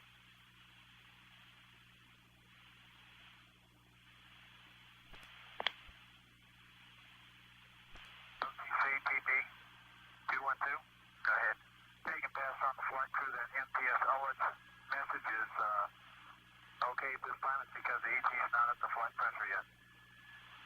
CDR copy. Roger, thank you. This is Shuttle Launch Control at T-minus 10 minutes and counting.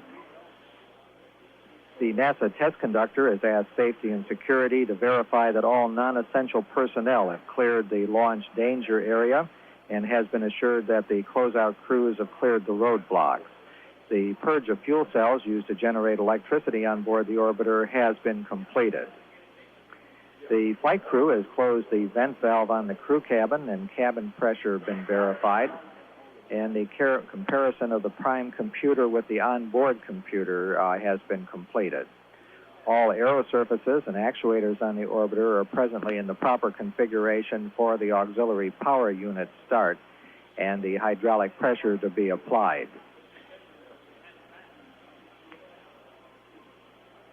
The NASA test director is now asking all of the launch team to switch to the same channel, and we are coming up on the 9-minute hold. T-minus 9 minutes and holding. This is a 10-minute build-in hold.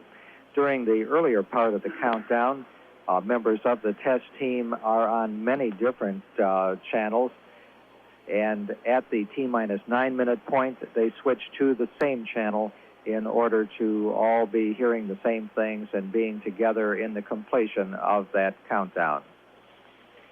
The countdown clock at T-minus 9 minutes and holding.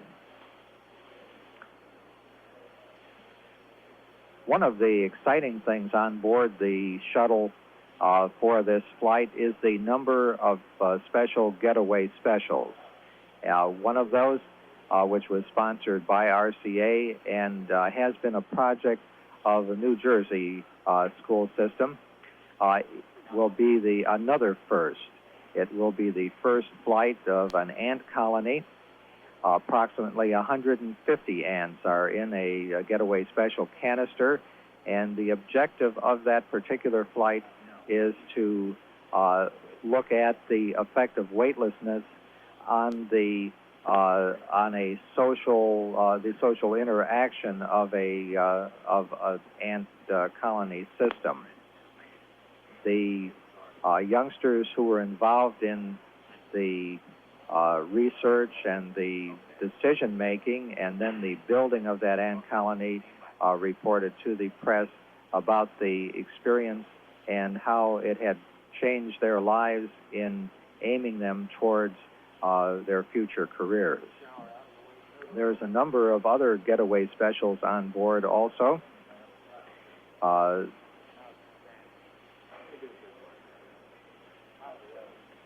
Getaway specials range from one on soldering, which is sponsored by the Edison Company, which will be taking a look at the ability to solder in space and what differences there might be on Earth. All of the soldering experience we have at the present time has been in a gravity environment.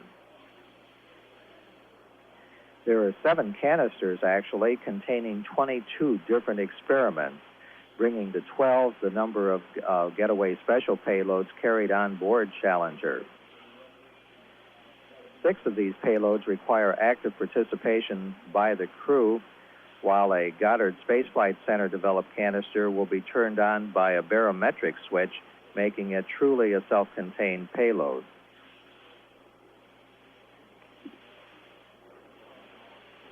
Of these 7 getaway specials, there's a series of 5 experiments selected in a nationwide competition among high school students in West Germany, sponsored by the Kaiser Threda organization, a small aerospace company. 3 experiments are from Purdue University. There are 2 experiments by the California Institute of Technology.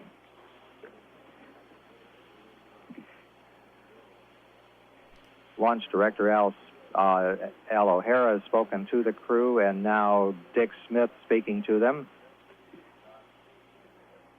saying that he hopes that they have a safe trip and Godspeed, and that we'll have a red carpet rolled out for them when they return.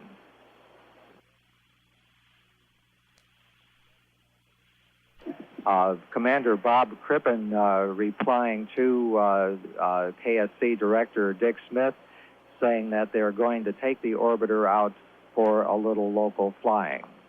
The countdown clock at T-minus 9 minutes and holding, looking for a liftoff on time at 7:33 this morning. This is Shuttle Launch Control.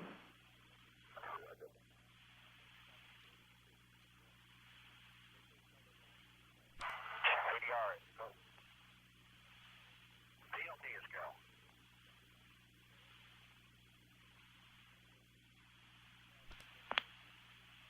This is Shuttle Launch Control, T-minus 9 minutes and holding, and just a little over 3.5 minutes remaining in this build-in hold prior to picking up the count once again.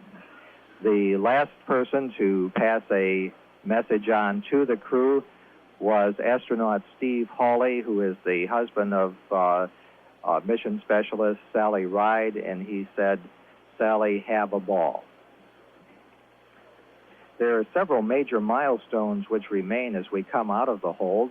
The ground launch sequencer located in the firing room integration console will take over command of the remaining events, as well as monitoring the response of the various shuttle systems.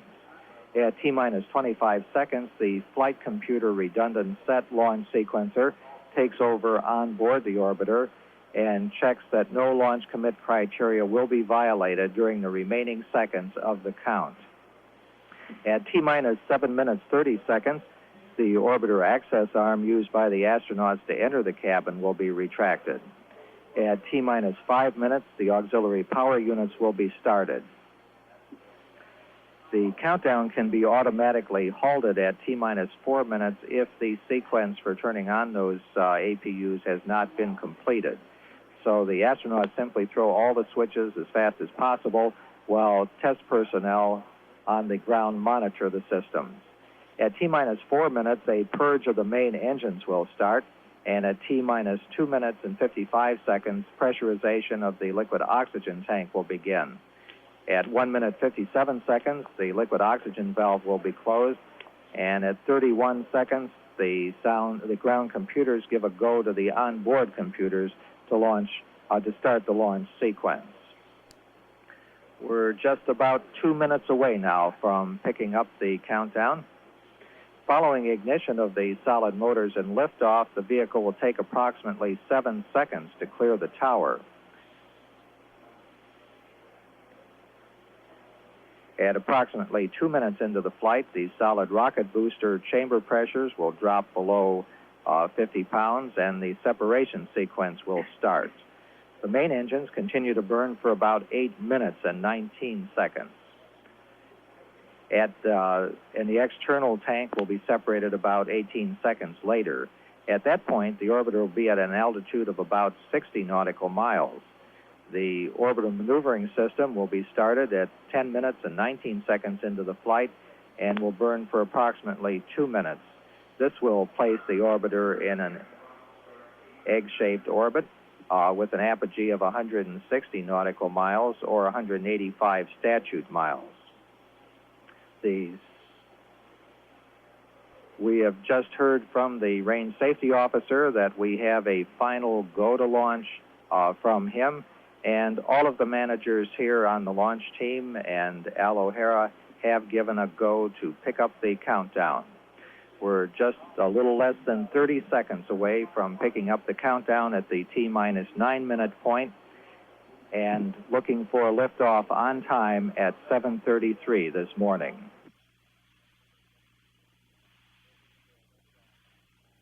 Clouds moving out of the area and weather looking good for our launch at all areas. T-minus 9 minutes and counting. The launch events are now being controlled by the ground launch sequencer from now up until the T-minus 25 second point, where they switch to the onboard redundant set launch sequencer. The ground launch sequencer is part of the launch processing system and operates by relaying commands to the orbiter's onboard computers, which then report back to the launch processing system that the commands have been executed.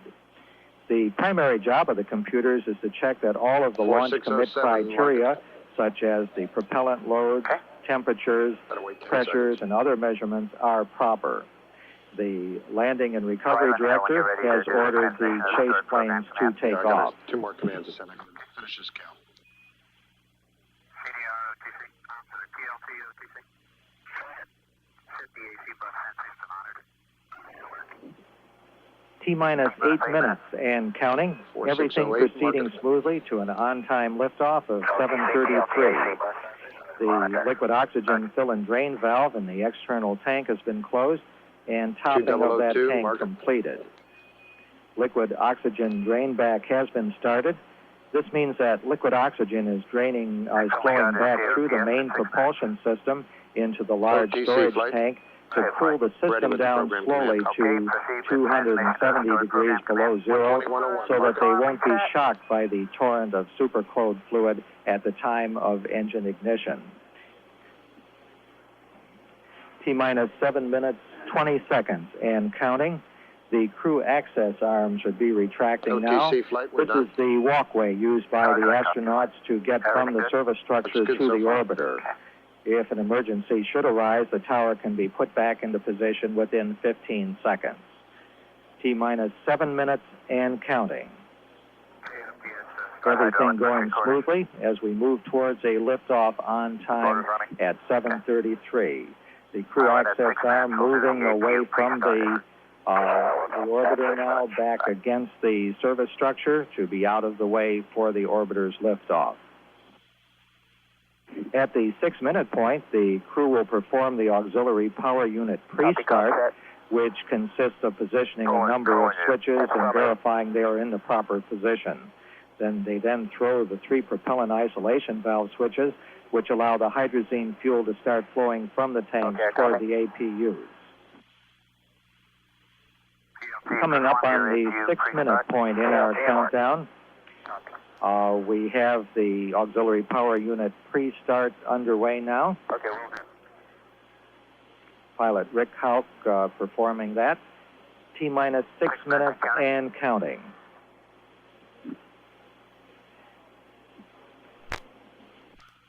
T-minus 5 minutes, 50 seconds and counting. Roger. 1500. Mark it. OTC TLT, we have 3 APU hydraulic ready to start talkbacks. Roger, thank you. Pilot Rick Hauk has completed the APU pre-start and says they're ready to go. T-minus 5 minutes, 30 seconds and counting. The flight recorders are on. The flight recorders provide measurements of the shuttle system performance during the entire mission for playback after landing. Just 15 seconds away from APU start. This is a major milestone because we have a very limited amount of propellant to run those. So there's a limited amount of hold time there.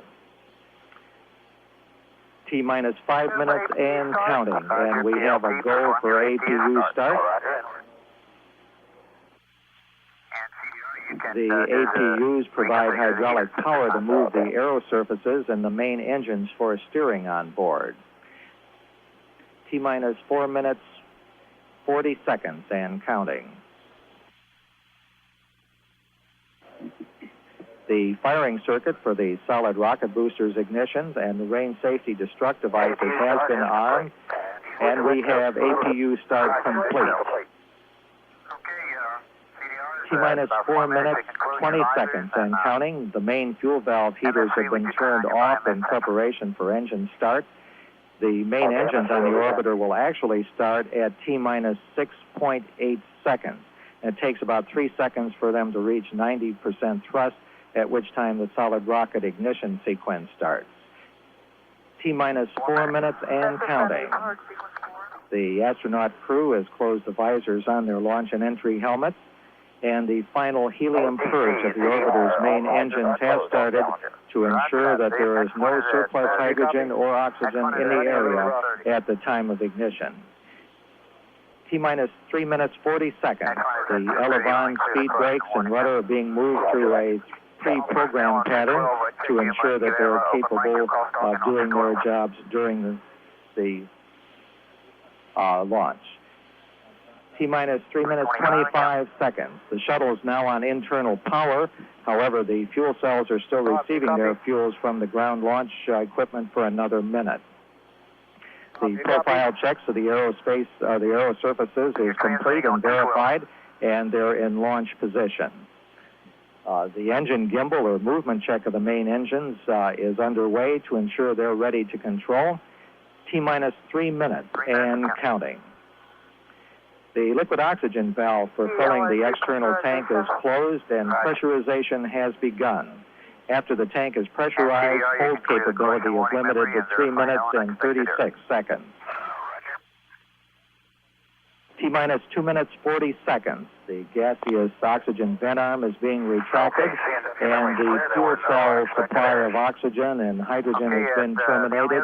The vehicle now on its onboard supply.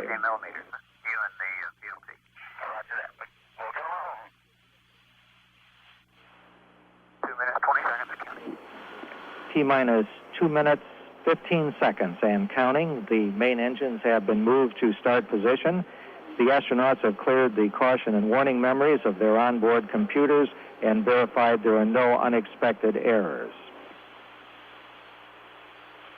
Oxygen vent arm moving away, T-minus 2 minutes and counting.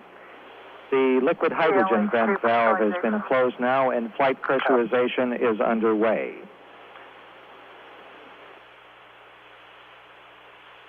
T-minus 1 minute, 45 seconds. The computer will automatically verify the readiness of the main engines at the T-minus 1 minute point. Coming up on the 90-second point in our countdown, T-minus 1 minute, 30 seconds and counting. Everything going smoothly here at the Kennedy Space Center and waiting for the beginning of the flight of STS-7. T-minus 1 minute, 15 seconds, and the liquid hydrogen tank is at flight pressure.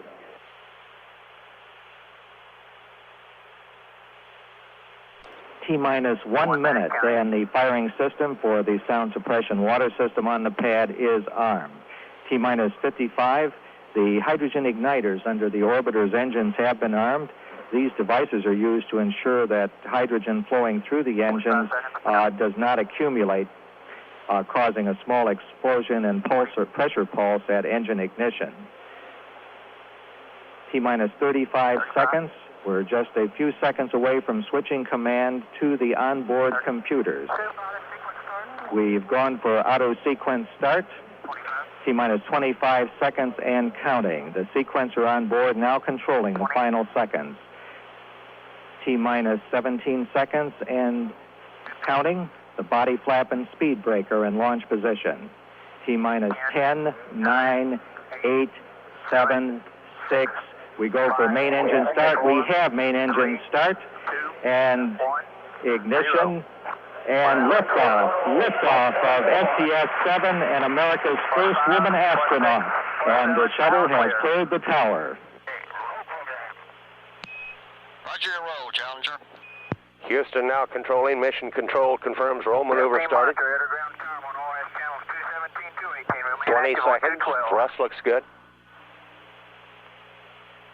25 seconds. Roll maneuver completed. 30 seconds. Challenger now 1 nautical mile in altitude. Throttling engines down now to 75% as programmed. 40 seconds. Challenger now 2.5 nautical miles in altitude. 45 seconds. Challenger now 3 nautical miles in altitude. 50 seconds coming up now on period of maximum aerodynamic pressure on the vehicle. 55 seconds. Challenger 4.5 nautical miles in altitude. Mark 1 minute. Pass through max Q, still looking good. Throttling engines back to 104%. Giving a go at throttle up.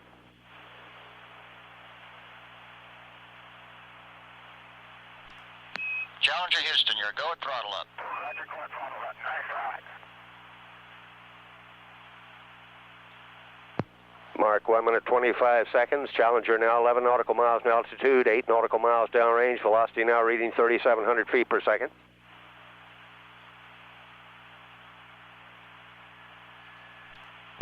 Mark 1 minute 40 40 seconds. Challenger now 16 nautical miles in altitude, 13 nautical miles downrange. Crippen, Halkin Company now coming into the last traces of the Earth's atmosphere. Challenger now 19 nautical miles in altitude. 1 minute 55 seconds. Challenger 21 nautical miles in altitude, 21 nautical miles downrange. Standing by now for solid rocket Roger, booster PC. separation.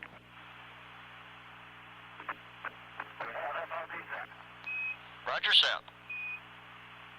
12 minutes 12 seconds. Confirm good solid rocket booster separation. The booster's falling away now. 2 minutes 20 seconds. Challenger Houston, your first stage performance was nominal. Roger, nominal first stage. That was Capcom Roy Bridges advising first stage performance. Onboard guidance is converging now as programmed. Challenger is now steering for a precise window in space for main engine shutdown. 2 minutes 40 seconds. Challenger 35 nautical miles in altitude. Standing by now for 2-engine TAL capability.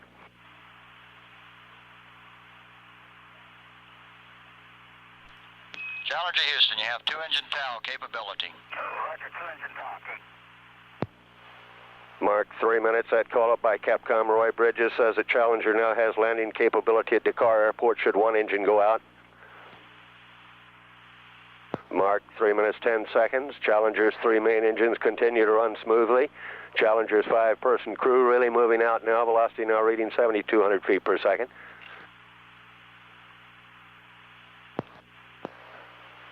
Three minutes 25 seconds. Challenger 45 nautical miles in altitude. A return status check and mission control by Flight Director Jay Green. 3 minutes 35 seconds. Crew aboard Challenger given a go to continue. 3 minutes 40 seconds. Challenger 48 nautical miles in altitude, 105 nautical miles downrange. Standing by now for negative return call up by Capcom Roy Bridges. Challenger Houston, negative return. Roger, negative return. 3 minutes 57 seconds. With that call up, Crippen, Hauk, Ride, Fabian Thagard committed to space travel. Roger that.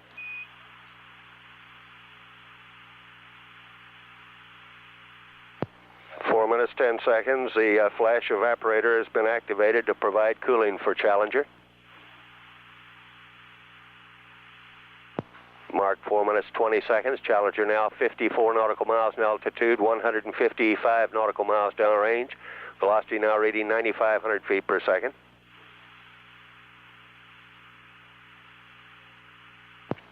Mark 4 minutes 35 seconds. Challenger 55 nautical miles in altitude, 174 nautical miles downrange. Velocity now reading 10,000 feet per second.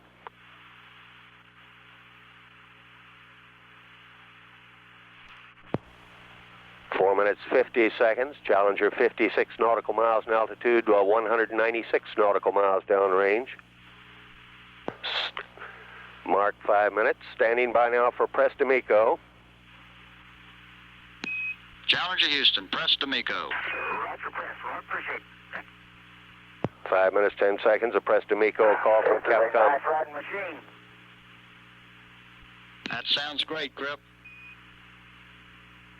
The press to MECO call says, should Challenger lose one engine, press on, keep flying forward. Challenger's engines have enough energy to achieve normal altitude and velocity at cutoff. 5 minutes 30 seconds. Challenger 58 nautical miles in altitude, 260 nautical miles downrange. Velocity now reading 13,000 feet per second. 5 minutes 42 seconds. Standing by now for single engine TAL capability. Challenger Houston, you have single engine TAL capability. Roger, single engine TAL. 6 minutes 4 seconds. That report from Capcom Bridges indicates if two-engine failure occurred, the crew aboard Challenger is capable of emergency landing at Dakar Airport. 6 minutes 15 seconds. Challenger 59 nautical miles in altitude, 350 nautical miles downrange. Velocity now reading 15,300 feet per second. Mark 6 minutes 30 seconds. Challenger now 58 nautical miles in altitude. Challenger pitching over now, diving to increase velocity, level off altitude, giving Challenger best attitude. 6 minutes 45 seconds. Challenger 58 nautical miles in altitude, 422 nautical miles downrange.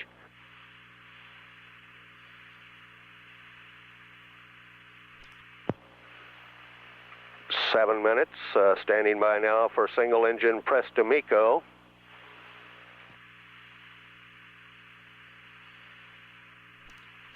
Challenger Houston, single engine press to MECO. Roger, single engine press. 7 minutes, 20 seconds. That report says Crippen and Houck can achieve normal engine cutoff targets even if 2 engines go out.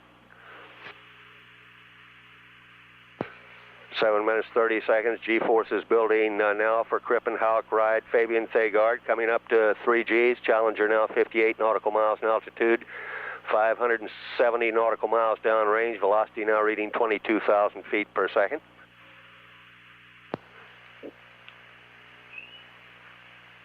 Seven minutes, 50 seconds. Flight Dynamics reports velocity 23,000 feet per second. Challenger's 3 main engines slowly being throttled back now to accommodate the G-forces before main engine cutoff.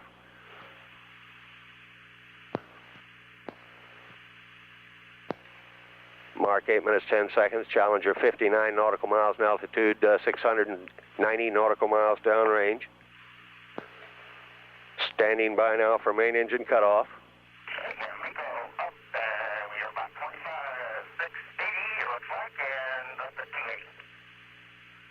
Roger, MECO. 8 minutes, 32 seconds. Confirmed shutdown. Challenger has delivered to space the largest human payload in the history of mankind. 4 men, 1 woman. Roger, Sep. 8 minutes, 44 seconds. Confirm external tank separation.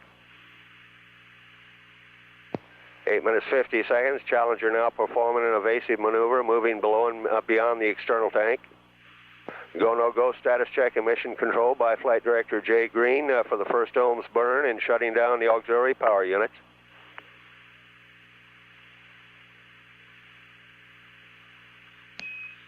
Challenger Houston, your go for nominal ohms 1. APU shut down on time. Roger that. That was Capcom Roy Bridges giving a go for a nominal ohms 1 burn. 9 minutes, 25 seconds. 9 minutes, 30 seconds. Challenger now maneuvering to ohms 1 burn attitude. Using the 2 6,000-pound thrust engines, ohms 1 will be posi grade. Moving Challenger forward and higher on her flight path.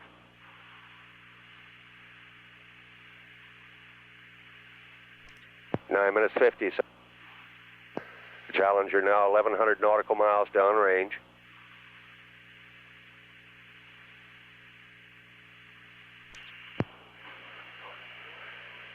Shuttle control, Houston, 10 minutes, 42 seconds. Mission left. That's affirmed. We've got about 30 seconds, Script.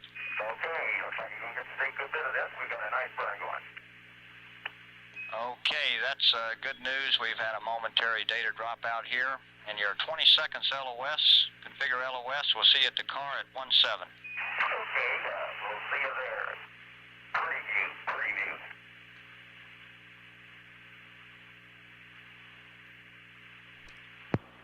Shuttle control, Houston, at 11 minutes, 25 seconds. Mission elapsed time. Loss of signal now with Challenger through Bermuda.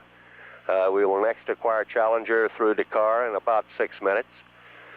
As we approach the end of that pass, we have had a momentary dropout in telemetry and the mission control. Capcom Roy Bridges advised the crew.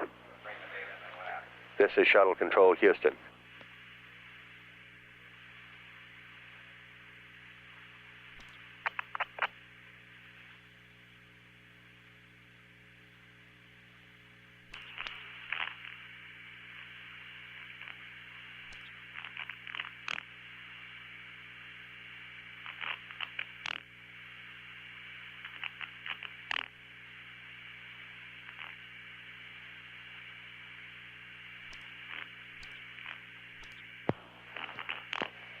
Shuttle Control, Houston, 13 minutes, 33 seconds mission elapsed time. Flight Dynamics Officer Ron Epps advises the following numbers for the first ohms burn. Time of ignition, 10 minutes, 20.2 seconds. Delta V, 238 feet per second. Burn duration 2 minutes 26 seconds. Resulting apogee 160 nautical miles. Resulting perigee 52 nautical miles. This is Shuttle Control, Houston.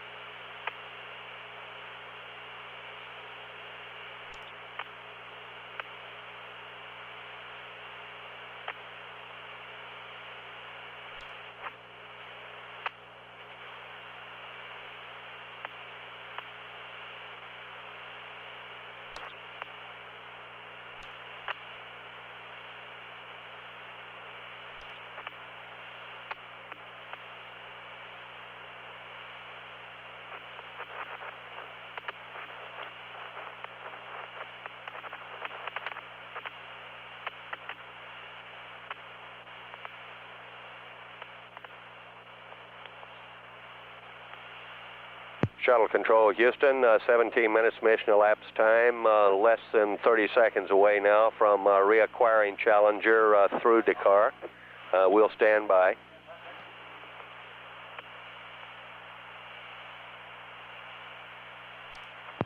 AOS Dakar, processing telemetry data through Dakar.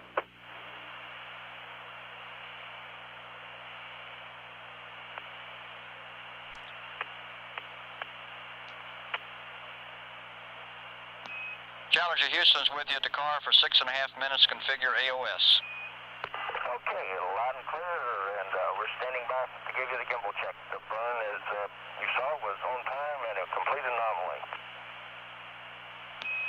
Okay, that's great news, Crip, and we're ready for the gimbal check. Okay, and you can also see that the ET doors are all buttoned up, and gimbal check's coming at you.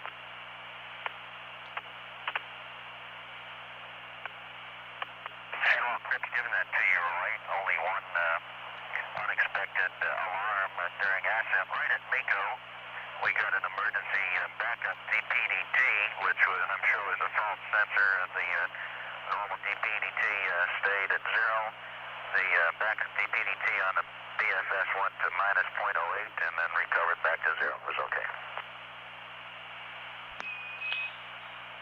Roger, Challenger, we copied that. We did notice the message, and we appreciate the words on it.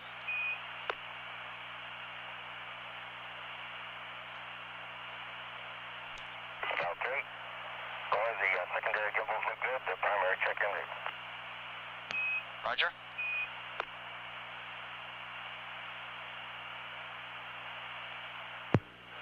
That was Commander Bob Crippen reporting the gimbal check looked good. Okay, and gimbal check's complete. You got, and if you're go for it, I'm going to go ahead and maneuver to attitude. Roger. And Challenger Houston, your go to maneuver. Okay, that's en route. And you got anything for us, Roy?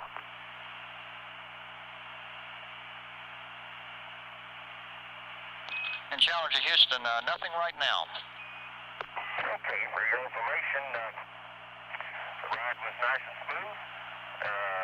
Maybe even smoother than I remembered a little bit on the Columbia. We did notice a few fine particles coming off. I didn't notice anything of any size. We've ended up with a few streaks on the on Windows W3 and W4. Well, I guess a little bit all the way around. Maybe W1 and W6 a little bit less than anything, but no big ditties. But they did occur during Ascent. Norm said that he could see quite a bit coming by his window down there on the middeck. Also, very fine stuff. Okay, we copy. So you ever been to Disneyland? Affirmative. That was definitely an e-ticket. Roger that, Sally. Shuttle Control Houston, 20 minutes 55 seconds. That was Mission Specialist Sally Ride comparing her flight to Disneyland.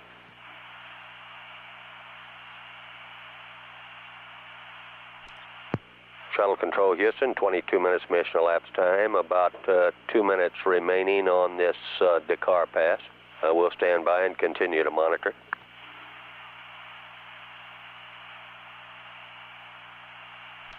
Challenger Houston, we're 30 seconds LOS. Configure LOS. We'll see you for a short pass at Botswana at 3-5. Okay, understand. All right, see you there.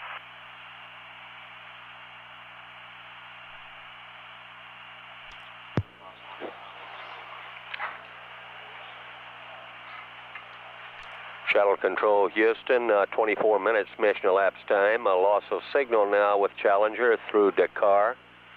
Next station along the line, Botswana, in about 10 minutes. However, this is an extremely short pass. We may or may not acquire Challenger on this 1.5 minute pass.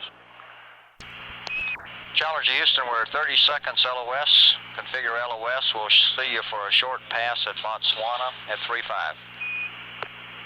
Okay, understand. All right, see you there.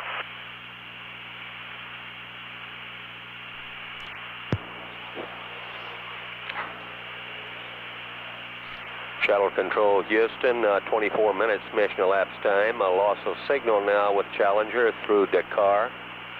Next station along the line, Botswana, in about 10 minutes. However, this is an extremely short pass. We may or may not acquire Challenger on this 1.5 minute pass. This is Shuttle Control Houston.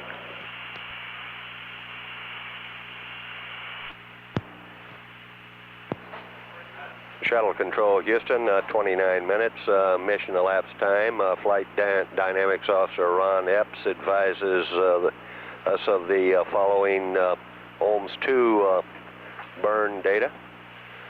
Time of ignition is scheduled to be 44 minutes, 30 seconds. Delta V, 194 feet per second. Burn duration, 2 minutes, 1 second. Resulting apogee and perigee, 160 nautical miles by 160 nautical miles. 29 minutes, 25 seconds. This is Shuttle Control Houston.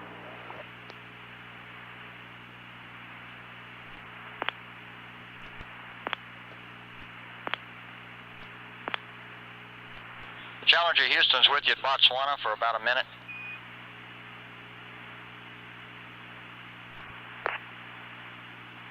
Challenger Houston's with you at Botswana for 30 seconds. Challenger Houston, no joy at Botswana. 15 seconds LOS. We'll see you at Yorgadi at 5-1.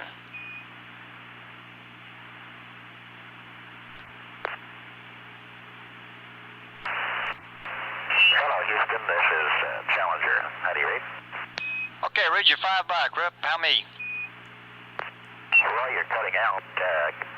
We have nothing for you. What do you got? We have nothing, and we'll see you at Yorgadi. We just had a low L pass here. No problem. Shuttle Okay, Control. we'll see you there. Roger that. Shuttle Control Houston, 35 minutes mission elapsed time. That was a brief conversation between Commander Bob Crippen and Capcom Roy Bridges on this very brief Botswana pass. We're about or less than 30 seconds away now from loss of signal through Botswana. We'll stand by.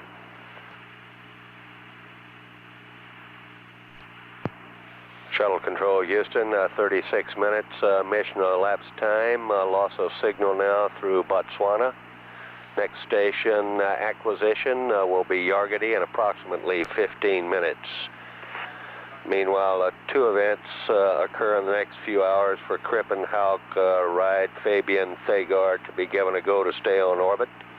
The onboard computer system is reloaded from Ops 1 to Ops 2.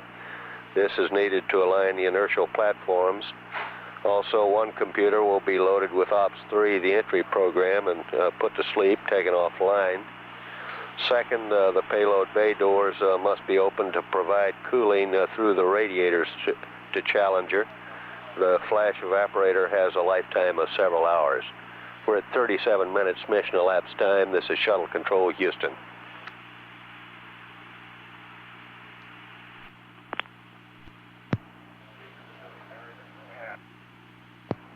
Shuttle Control, Houston, 45 minutes mission elapsed time. Although we're out of station acquisition range, the second ohms burn should now be in progress. We will stand by when we reacquire over Yargady for the ohms 2 burn status report from the crew.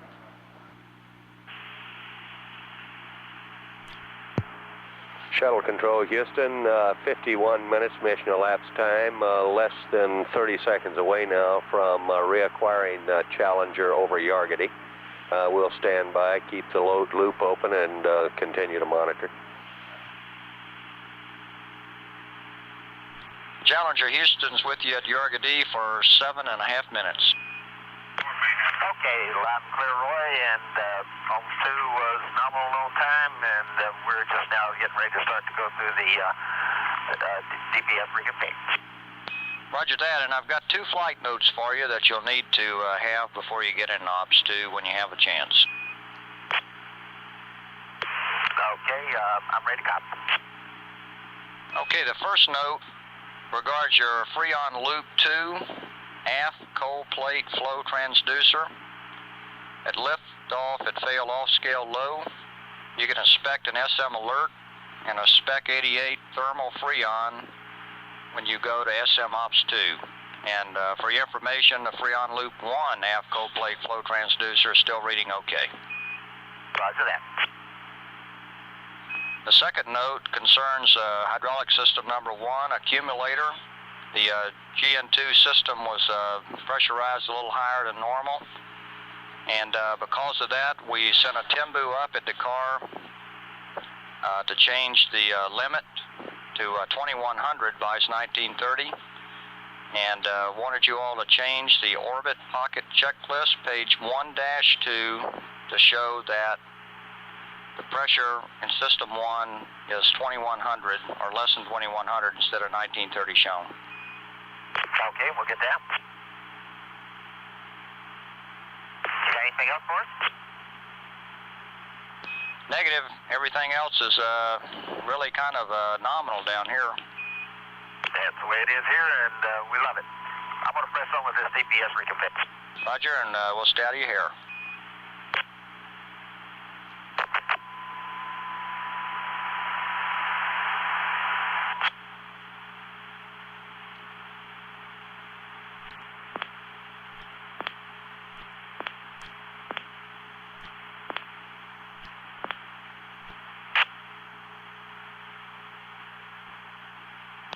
Challenger Houston, we're 20 seconds LOS. We'll see you at Hawaii at 1 hour, 17 minutes. Okay, loud and clear, and we just closed to 201, and we're there. Roger, Grip.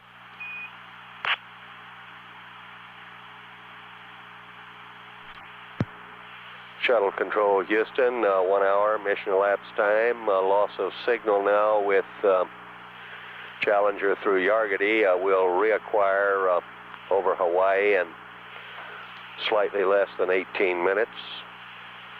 A very quiet pass over Yargady. That was Commander Bob Crippen advising Capcom Roy Bridges at the end of that pass that they had transitioned into Ops 2.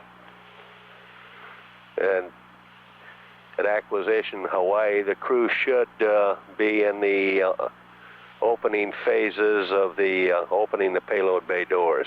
We'll stand by and monitor when we reacquire at Hawaii. 1 hour, 1 minute mission elapsed time. This is Shuttle Control, Houston.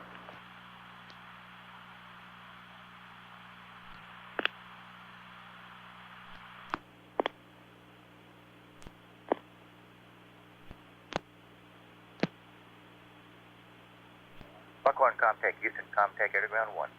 Buckhorn contact. How do you read Buckhorn? Copy of 5 back. I'll read you. Stay, meet me on 2, please. Roger. Buckhorn, Houston, air to ground 2, how do you read? Buckhorn contact, copy of 5 back. Okay, I'm going to send you Keenan voice, 501, 1 and 2. Roger. Houston contact, testing 1, 2, 3, 4, 5, 4, 3, 2, 1. Test down. 100% Ken, modulation good on both air and grounds. Okay, Houston, copy. You can configure for your upcoming pass. Thank you. Roger, thank you.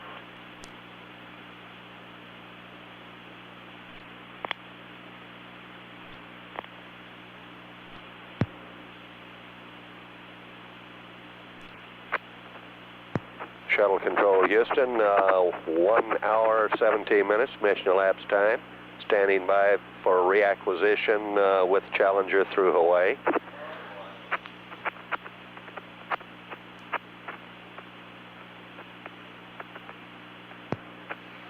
At this stage of the flight, the crew aboard Challenger should be getting ready to open the payload bay doors. Pilot Rick Halk will open the doors.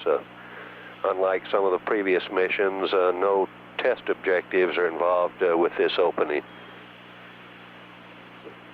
Processing telemetry data now through Hawaii.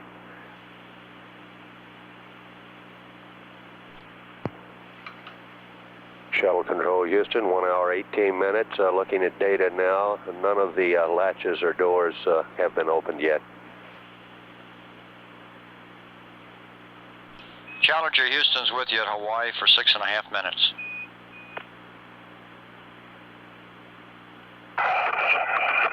Okay, Roy, we got you loud and clear. Okay, and we got you okay. We have nothing for you right now. How are things going? Shoot, we're having a good time. We're all over the cabin, and we're going to be ready for your go for payload bay doors whenever.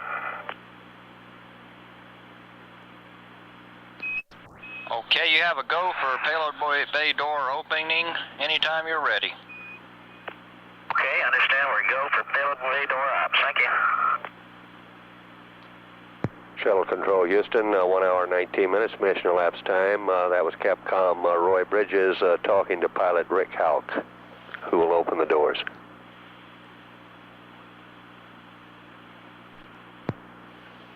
Shuttle Control Houston, 1 hour, 20 minutes.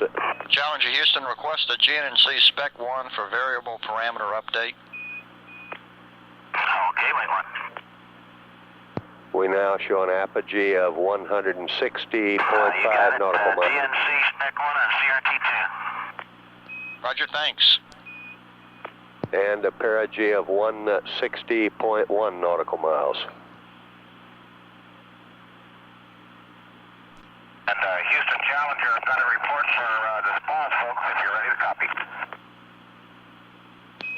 Okay, go ahead. Right, we had a number of spas messages during the SM2 transition as expected. The good news is that it appears that both umbilicals are firmly attached to the spas as we look back into the cargo bay. Roger that. Good news. It'd be nice to get... Challenger Houston, we're complete with the GNC Spec 1 on CRT2, requesting SM Spec 1 for variable parameters. Roger, you're through with the GNC. We'll give you a SM on CRT1. I'll get it for you in a second, Roy. Roger. We show centerline latches 5 through 12 have been released. Okay, you got it? Okay, thank you, Sally. All of the centerline latches are open. Okay, Roy, you can see the centerline latches are all open. The starboard forward and aft latches are in transit. Okay, that's real good, and we concur. Starboard forward and aft latches on the bulkhead are released. Starboard doors coming out real nice. Roger. Challenger Houston, we're complete with a variable parameter update. You own all the CRTs again. Thank you, Roy. Shuttle Control Houston, 1 hour, 24 minutes mission elapsed time. We show the starboard door open. Forward doors on the way. Roger. We show the port latches released. Challenger Houston, we're 15 seconds to LOS. We'll see you at Buckhorn in 3 minutes at 1 hour and 28 minutes. Okay, I will see you there, Roy. We show the port door as open. We're at 1 hour, 25 minutes mission elapsed time. Both doors are open now.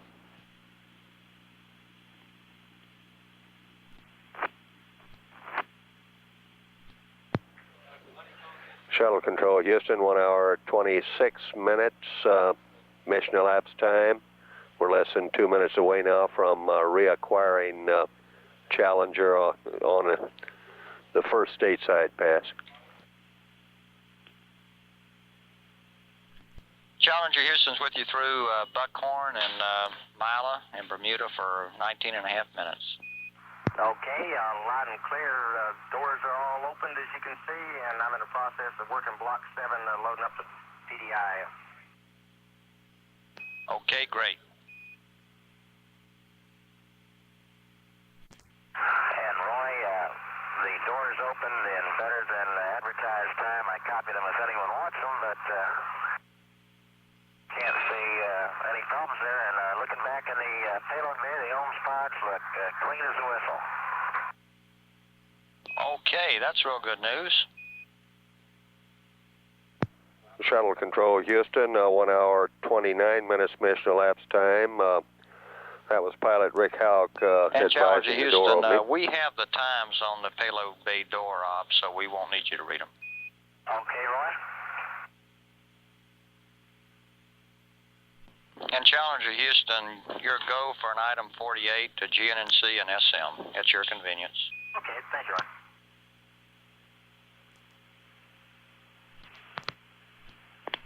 And just so payloads feel good, John and Sally are in the process of getting the sun shield for us. Roger. And Houston Challenger, our TVs look good. You all getting the signal down there? Negative. Okay. And Challenger Houston, we'll be set up for TV at Mila here in a few minutes. Okay, all righty.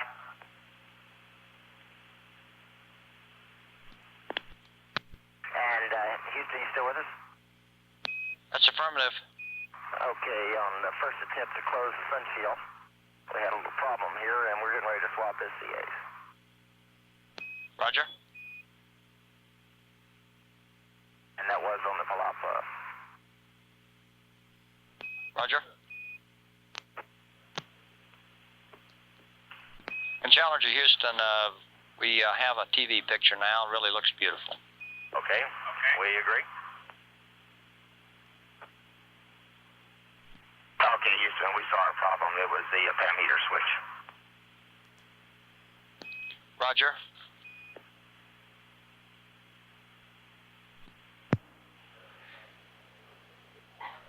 Shuttle Control Houston, 1 hour, 37 minutes mission elapsed time. Okay, and the sun shield's coming close this time. Okay, that's super good news. Processing Mila telemetry now.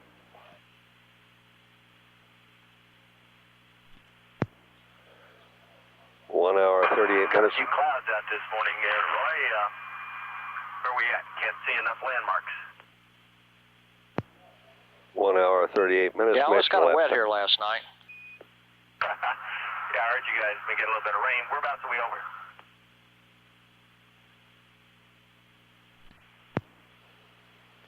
Payload advises one of the sun shields has been closed. And Crip, you should be right over Florida now. Okay. Seems like we just left there. Yeah, we probably launched in a little sucker hole there this morning, so I don't know how much of that you can see either. Okay, we're coming up over the west coast of Florida right now. Roger. There's Miami down there.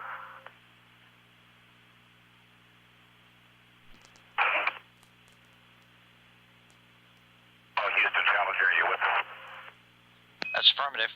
Okay, the Anik is now closed on the sun shield. It hung up slightly on me with about 30 degrees left to close. And when it overcame that hang-up, it closed completely and nominally. And unfortunately, I don't believe we got that on VTR because I believe that we're taking pictures of the ground under somebody else's control. We're set up on the VTR that on the A camera. I'm not sure where the A camera's looking right now. Okay, we copy that, and we'll check and see if we got any of that. I don't believe we did. I'm afraid we didn't. We had the VTR running, but I don't know what we're getting pictures of on the VTR right now. Roger.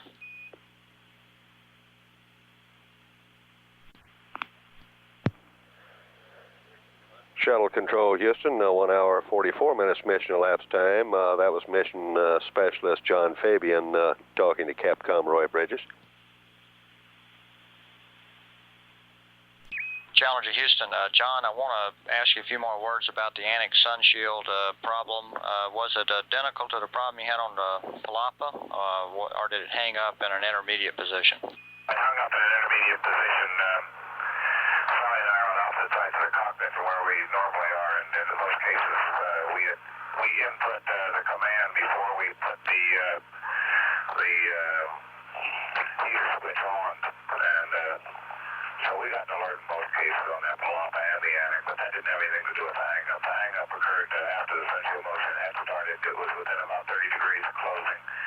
Appeared to temporarily hang up, and then after it broke free, it completely closed and looks normal this time. Everything else out in the cargo bay looks completely clean and normal. Okay, and did it break free on its own, or did you all intercede in any way? You'll have to repeat the last transmission.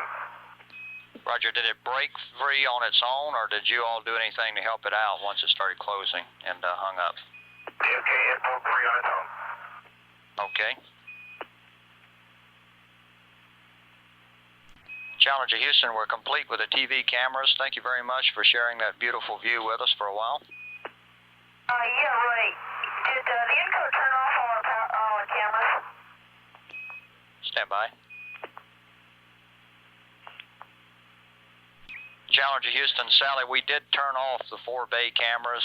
If you want them, you can turn them back on. Okay, Roy, I guess that we've been using those, and we were intending to use them for some other things, including trying to get the sun shield closing, and I guess maybe in the future if you could let us keep control of the cameras that we're using, or at least tell us before you move them, we'd appreciate it. Roger that.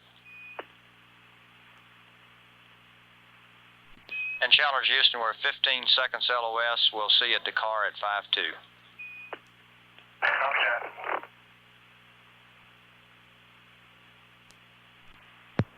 Shuttle Control Houston, 1 hour, 48 minutes mission elapsed time.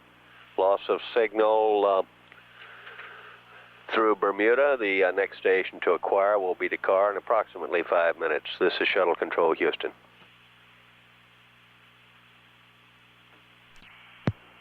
Shuttle Control Houston, 1 hour, 53 minutes mission elapsed time. Standing by now for reacquisition with Challenger through Dakar.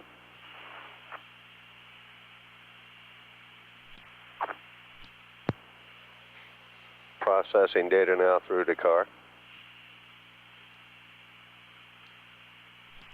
Challenger Houston's with you through Dakar for 11 minutes. Okay, loud and clear. How are you? You're 5 by and have some good news for you. Go for high load of VAP off and go for verniers.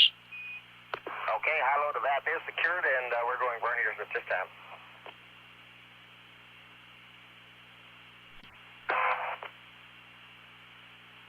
How about that? And Roy, we went back and took a look at what was on the VPR, and unfortunately, before the sun shield started to move, even the camera was swung off over the port side of the payload bay and was taking out pictures. Roger, and sorry about that. We too. Challenger Houston, I have one switch for you to check on panel 812 if anybody's in the vicinity.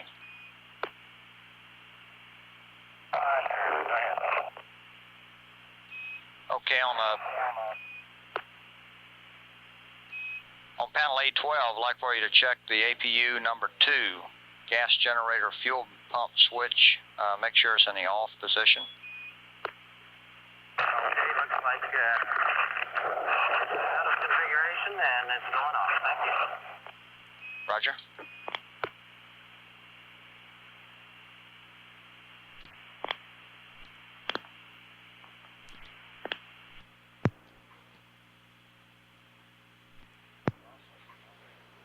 Shuttle Control Houston, 1 hour 57 minutes mission elapsed time. Ground control reports we're under Ascension acquisition now with Challenger.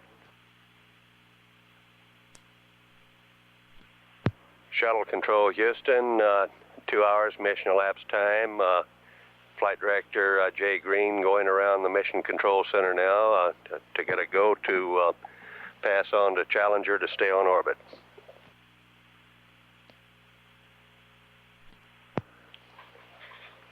Shuttle Control Houston, 2 hours 1 minute mission elapsed time. About 3 minutes remaining on this pass. We'll stand by for Capcom Roy Bridges to pass along a go to the crew aboard Challenger to stay on orbit. We expect this to be passed along before loss of signal.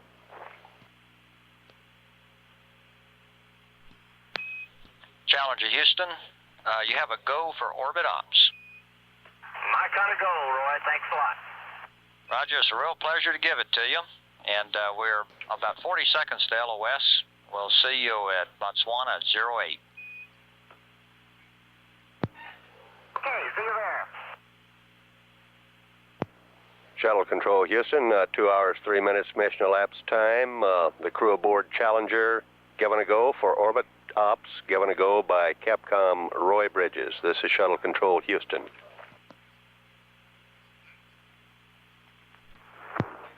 Shuttle Control Houston, 2 hours 4 minutes mission elapsed time. Loss of signal now with Ascension. Next station to acquire will be Botswana, and voice only through Botswana in approximately 3 minutes. This is Shuttle Control Houston. Shuttle Control Houston, 2 hours 8 minutes mission elapsed time. Standing by for voice contact with the crew aboard Challenger through Botswana. Challenger Houston's with you through Botswana for 6.5 minutes. Okay, loud and clear, and we're getting some of the switch configured for on orbit. I've been holding up on doing this Star Tracker test until I get over on the dark side, so that the Star Tracker doesn't have to take a look at some bright lights.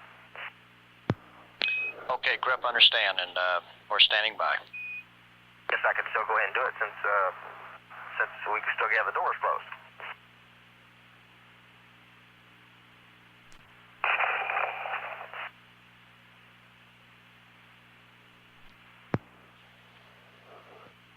And Houston Challenger, was GNC watching that self-test? We just did one, and the Z-Tracker came up with a fail. Challenger Houston, Grip, we don't have data right now, so anything you tell us about it be helpful. Okay, we're repeating it. Where are you talking at us to now? Botswana.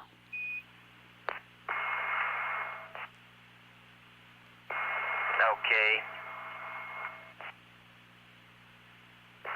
Well, I don't know. I'll tell you what, it came up with a fail again, and we'll just wait till you guys get a look at it. Remember, we had those problems with these trackers before with regard to that self-test.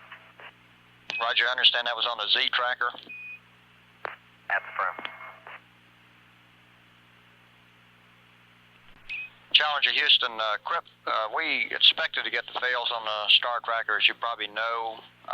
We have no requirement to look at it in real time right now. We'll get a dump and look at it, and you can press on with your activities as if it had not happened. Okay, then that's what I was doing. Thank you. Okay, and the star tracker doors opened up, looks like about 4 seconds. Roger.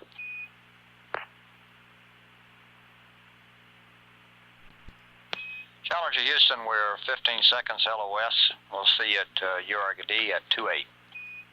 See you at URGD. Thank you.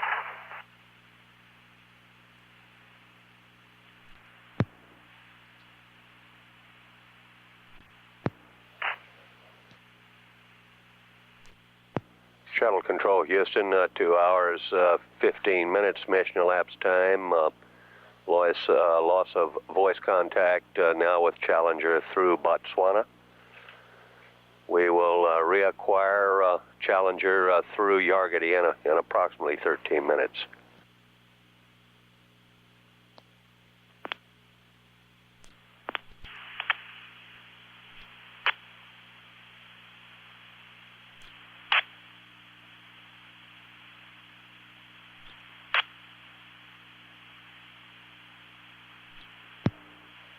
Shuttle Control Houston, 2 hours, 27 minutes mission elapsed time. We're standing by now for recontact with Challenger through Yargady toward the end of the the second revolution.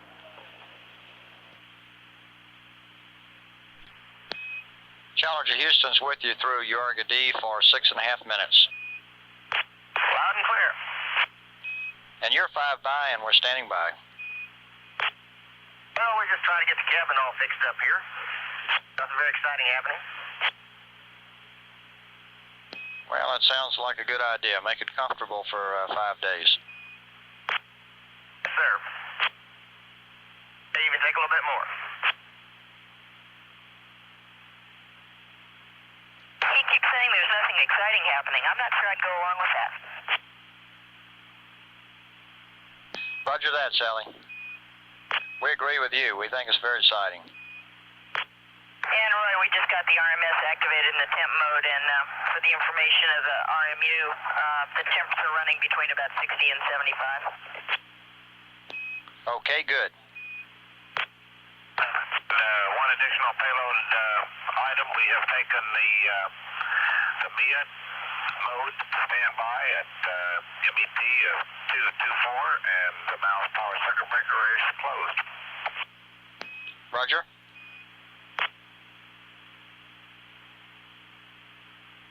And we've got all of our switches basically configured for on orbit to the best of our knowledge, and so the next time you guys get data, you can take a good look at us. Okay, good, Crip, and we'll do that here at Guam in Hawaii.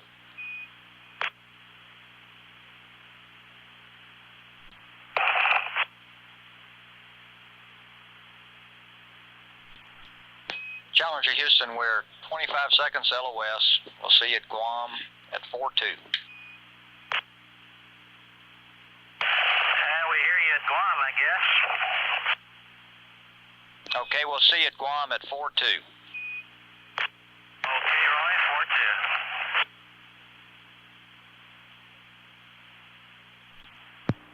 Shuttle Control Houston, 2 hours, 35 minutes mission elapsed time. A loss of contact now through Yargady. We will reacquire Challenger through Guam in a little under 7 minutes.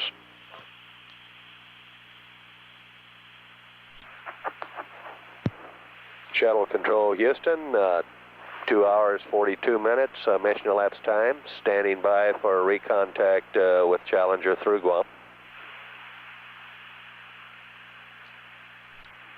Now processing telemetry through Guam. Challenger Houston's with you through Guam for 2.5 minutes.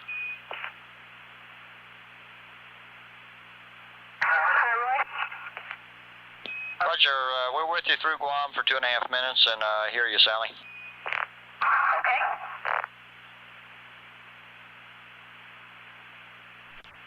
And Roy, we think we're finished with the post-insertion and we're moving on into the cap. Roger that, and we'll check things over for you right now, let you know if there's anything you need to catch up on.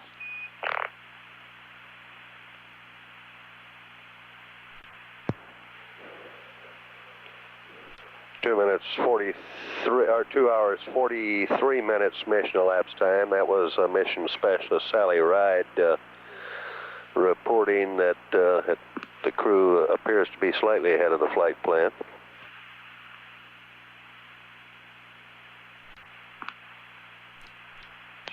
Challenger Houston, we have a switch for you on panel R4. Stand by just a minute, Roy. Okay, we'll stand by. Okay,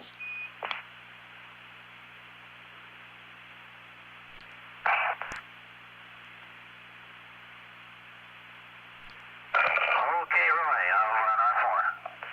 Okay, on R4, we need the H2 press line vent switch to ground. Okay, there it is. Okay, thank you.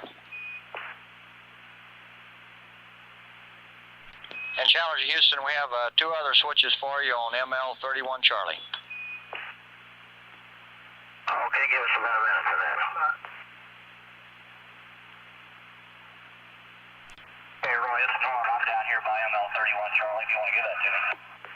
Okay, on ML31 Charlie, we need the vacuum vent ISO valve control to open and the vacuum vent nozzle heater to on.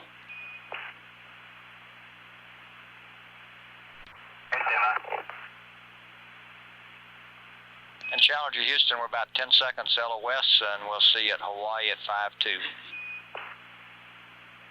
Bye-bye.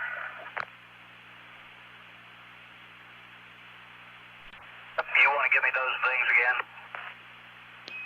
Roger, vacuum vent ISO valve to open, vacuum vent nozzle heater to on. It's complete, Roy. Roger.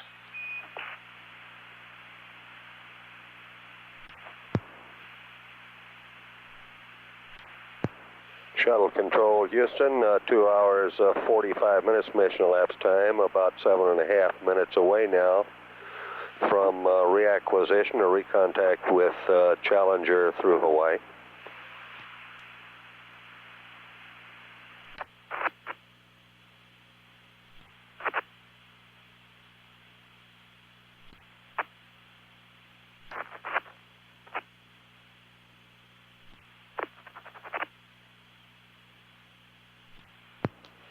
Shuttle Control Houston, 2 hours 53 minutes mission elapsed time, standing by now for recontact with Challenger Challenger. Houston's with you through Hawaii for 8 minutes.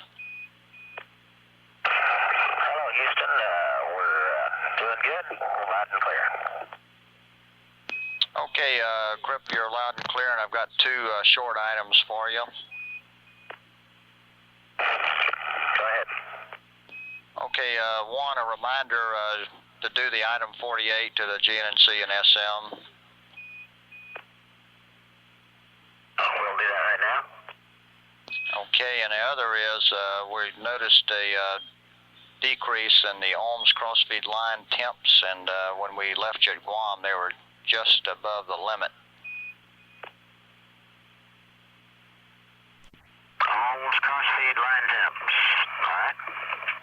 And you might anticipate sometime in the future getting a Spec 89 propellant thermal ohms message, and you could see that parameter BLDF fuselage on Spec 89 being below limits. And should the failure occur, we'll be having you switch the ohms crossfeed lines heaters on panel A14. Okay.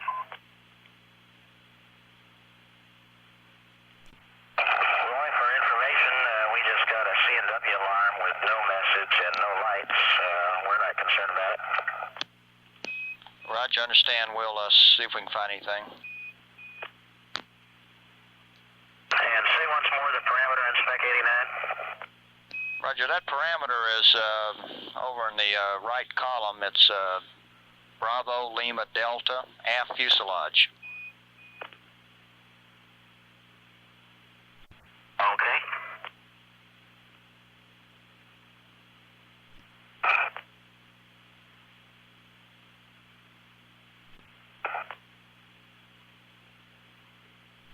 And Houston, Roger.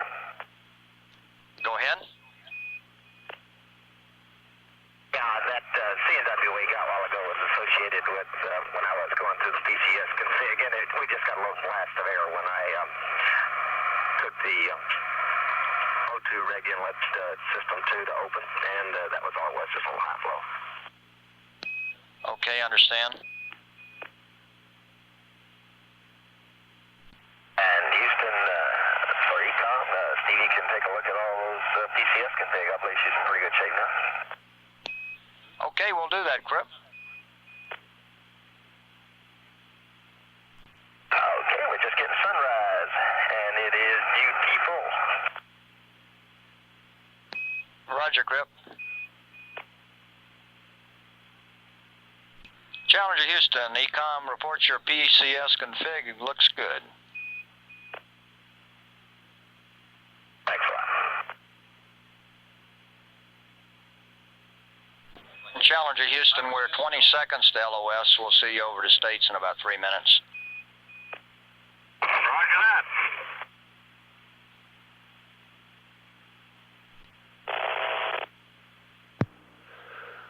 Shuttle Control Houston, 3 hours, 1 minute mission elapsed time.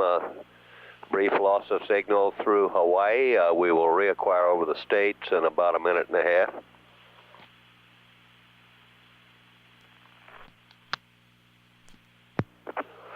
Shuttle Control Houston, 3 hours, 3 minutes mission elapsed time. Standing by now for reacquisition with Challenger.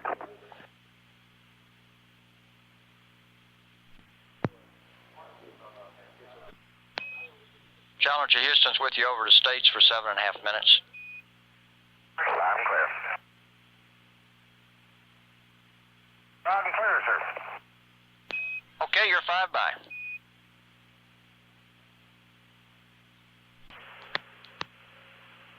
Got a beautiful view coming down the coast of Mexico. Roger, Crip.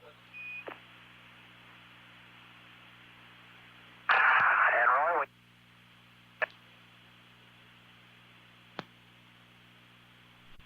we think we got it where you want it for the supply scene, and when you have a chance, you might check and see if that looks good to you. Okay, Rick, you're going to have to say again, we had a handover there and you were cut out about halfway through. Okay, shortly we'll have the flight deck TV camera set up. We got a few more light shades to put up before we call it ready, but you might want to take a look at the field of view and see if you're happy with it.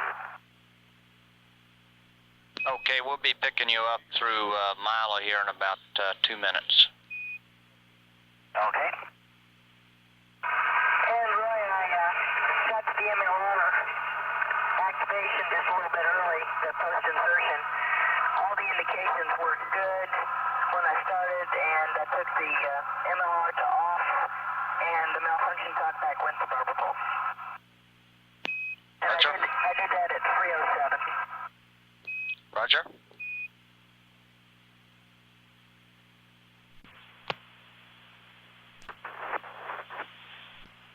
And Challenger Houston, we're going through a keyhole here for about a minute.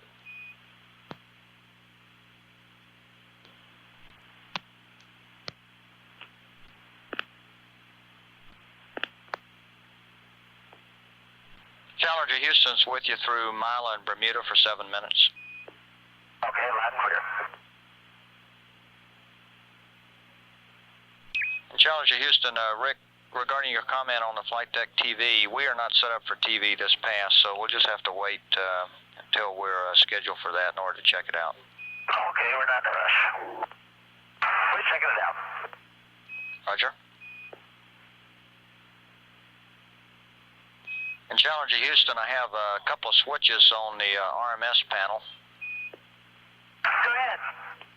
Roger, the parameter switch should be in port temp and join in crit temp. Thank you. We're taking a port on this time? I guess so.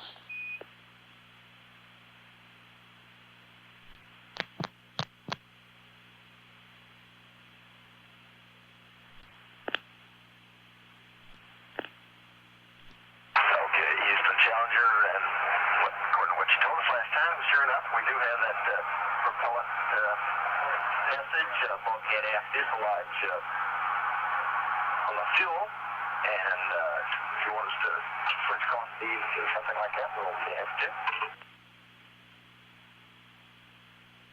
Okay, Crip, we're respecting that, and we'd like for you on panel A14 to take the ohms cross-feed lines heaters A auto to off, and the B heater to auto. Okay, and that's complete.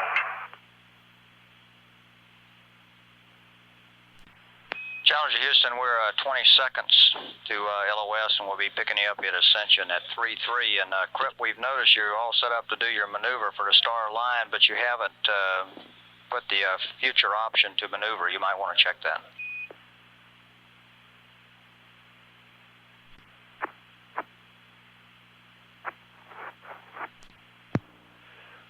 Shuttle Control, Houston, 3 hours, 20 minutes mission elapsed time. We're loss of signal now with Challenger over the States.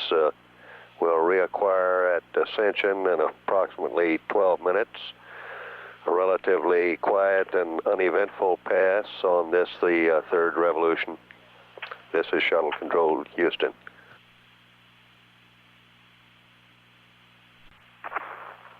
Shuttle Control, Houston, standing by now for reacquisition with Challenger through Ascension.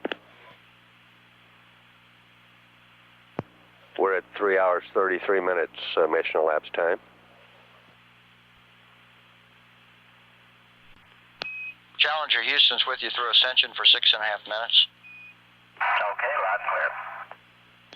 Roger, you're 5 by Crip, and we have an uplink on the way to compensate for some IMU accelerometer biases. No problem.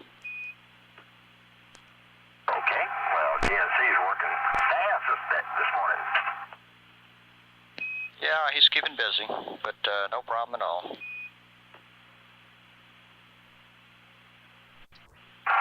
Well,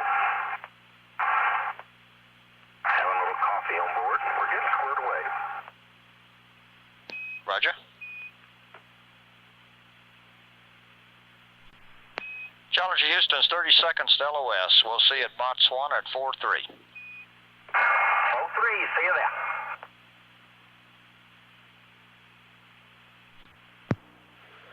Shuttle Control, Houston, 3 hours, 40 minutes mission elapsed time. Loss of signal now. Through Ascension, we will acquire through Botswana at approximately 3 minutes, 15 seconds.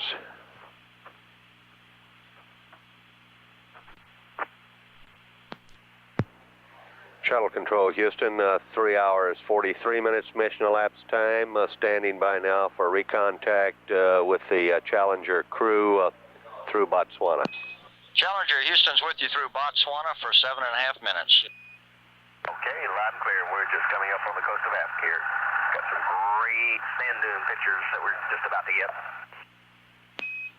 Okay, great, Crip. Wish we could see that. You'll get your chance, Roy. Well, it's certainly been fun helping you guys get off to a good start here this morning. Shoot, y'all done it proper. And Houston Challenger, are you still there? That's firm, Crip. We have 2 more minutes. Okay, if you and GNC got your pencil handy, I'll give you the results of this IMU alignment. Okay, we're standing by to copy. Okay, stars 25 and 15, angle error of 0.01. Delta aims as follows for IMU 1, minus 0.01. plus 0.07 minus 0.20 for number 2 minus 0.01 plus 0.02 minus 0.09 for number 3 plus 0.07 minus 0.01 minus 0.16. Torquing time was 0 days, 3 hours, 48 minutes, and 30 seconds. Over. Okay, we copied all that, and we've got about a minute to LOS here, Crip, and the orbit team will be handling you through Guam at 4:15. And on behalf of the Emerald team, we certainly enjoyed getting you into orbit today, and we're looking forward to all the other many exciting activities you guys are going to have up there in the next 5 days. Okay, well, we certainly enjoyed it too. You guys do super work. We'll fly with you anytime. Roger, let's make it soon, and y'all have a nice day. Bye-bye. Bye, Roy. Bye-bye, Sally, and it was a pleasure helping you use that e-ticket today. It sure is fun. Roger.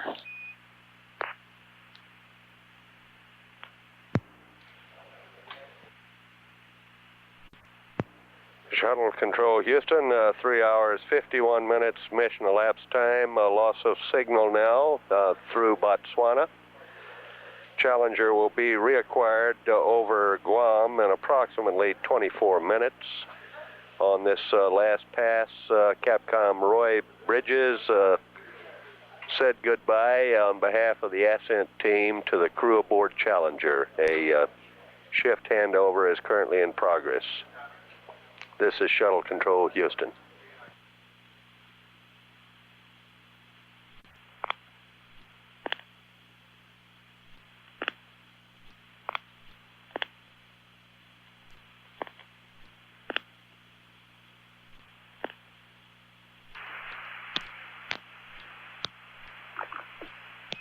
Challenger Houston, the Granite team with you through Guam for 8 minutes. Hello to the Granite team. How do you rate? You're loud and clear, and your go for the APU cooling off switches. We'll get those in just a sec. Challenger Houston. Good to go. Roger, on your attitude, you can go to a body vector 3. We don't need the bias with the sun shield closed. Thank you.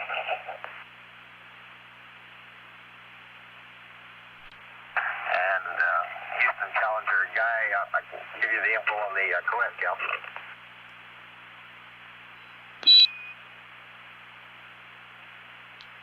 Okay, go ahead.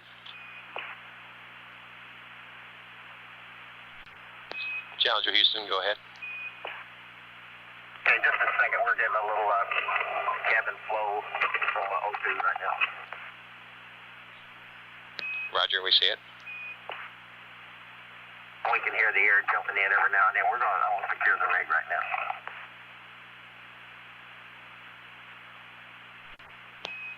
Roger, we understand.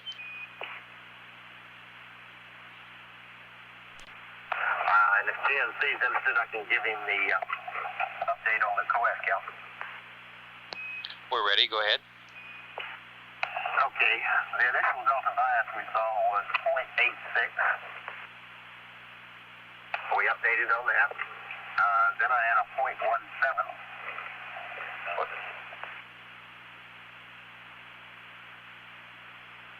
Copy 0.86 and then a 0.17.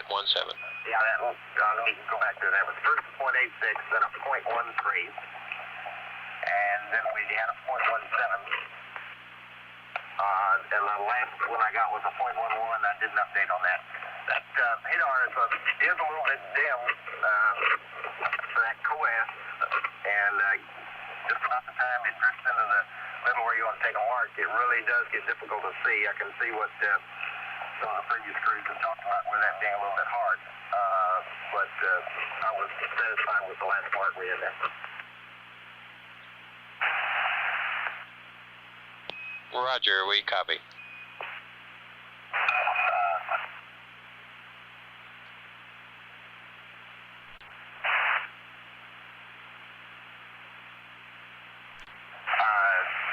Challenger 3, I guess I'm only at 14.7 secured right now. No problem. You only have to pop it open again, but I was getting ready to have lunch. I just didn't do that little cloud without running up here and doing all the lunch.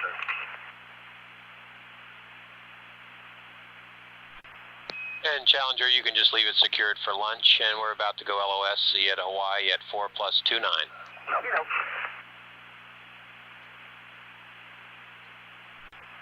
Challenger, check the rotation compensation, please. Well, we haven't changed it.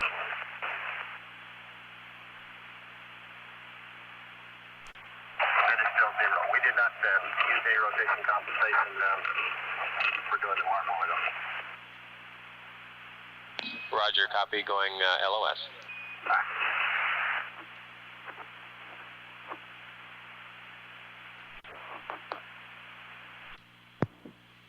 This is Mission Control, Houston. Loss of signal at Guam. 5 minutes across the Pacific to reacquisition at Hawaii. On the 4th orbit for Challenger on this flight. The crew currently having their first meal in space. Day 1 lunch. Likely will be relatively quiet on the air ground during the Hawaii and upcoming stateside pass. Back at Hawaii in approximately 4 minutes and 12 seconds. Mission Control, Houston.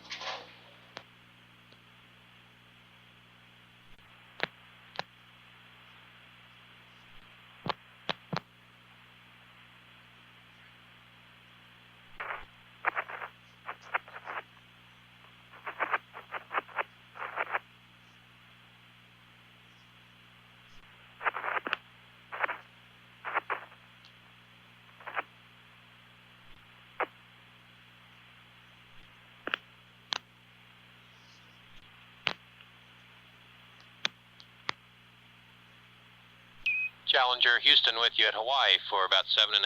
I've got a couple of notes. Okay, do we need to write something down or can we just listen? You can just listen. I'll do that much better. Go ahead. Okay, when we come up over the States, we're going to activate the KU band, and all we're going to do for your information is turn it on and monitor the temps. What that means is you won't get any more of the KU BCE bypass messages if you do any IOs on the SM. Okay. And after you're finished with lunch, we'd like for you to go to PCS System 2. Okay, we'll do that, and I'll try to remember. If I forget, how about telling me? Roger, we'll do that. Great, Turkey Tetrazzini.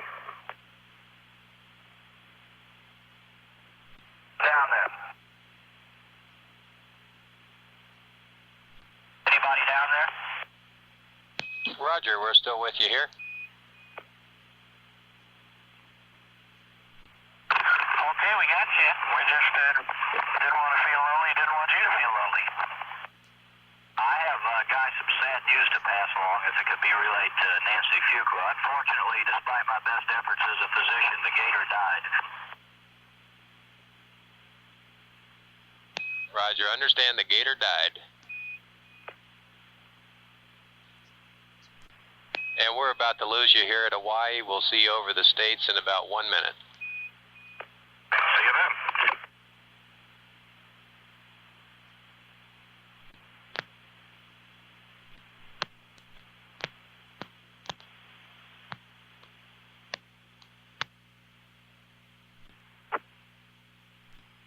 Challenger, Houston with you at Buckhorn for 7 minutes. Loud and clear. We're just spreading crumbs around the vehicle from our sugar cookies.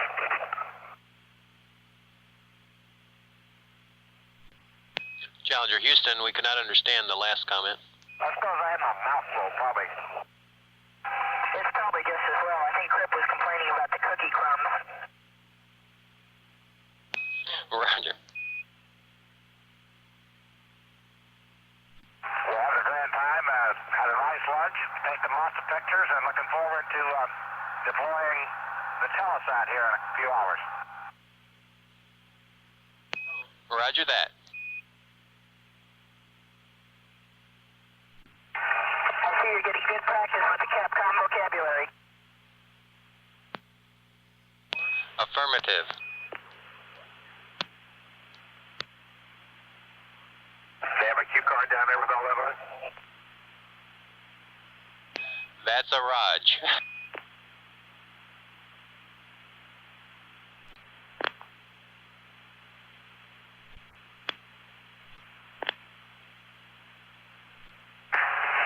In case you're interested, we just pulled out the sandwiches that they packed for us for lunch, and you'll be happy to know that STS-7 is 3 turkeys and 2 hams. Roger, we suspected that all along. It's up to you to figure out which is which.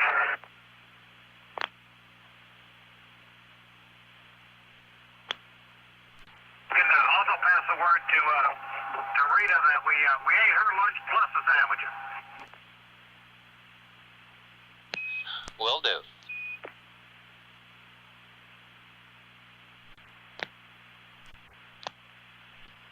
Challenger, Houston, flight says that we'll be able to figure out the turkeys from the hams during the next TV pass. Aha, you right.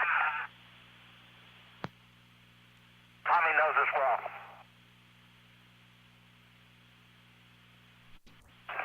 Well, that's not Tommy, is it? That's John. He doesn't know us that well. Raj.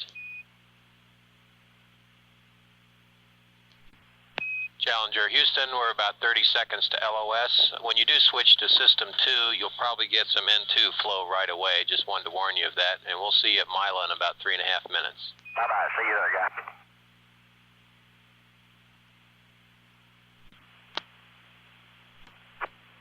Loss of signal through Buckhorn.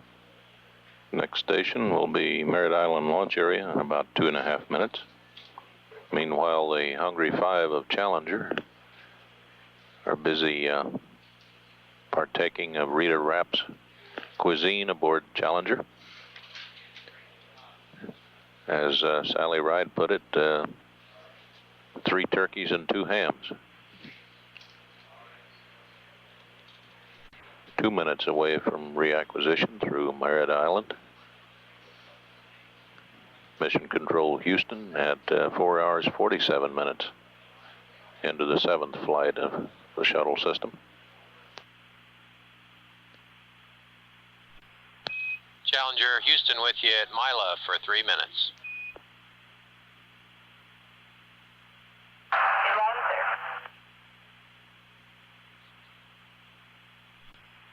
Challenger, we're 20 seconds to LOS. We'll see you at Ascension at 5+09.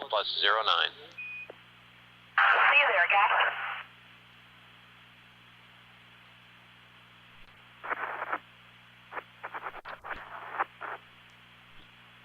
Mission Control Houston. Loss of signal at Merritt Island Launch Area. Next orbit we have only a brief pass through the Buckhorn station, the final stateside pass of the day. Ascension Island upcoming in about 15 minutes. Midway through orbit number 4 for Challenger on its 2nd flight into space. STS-7 crew at this time should be wrapping up the first meal in space, putting away the silverware and scrubbing out the dishes before settling down to the balance of the day's activity leading up to deployment of the ANIC Telesat communication satellite. Returning in 15 minutes at Ascension, Mission Control Houston, 4 hours 54 minutes.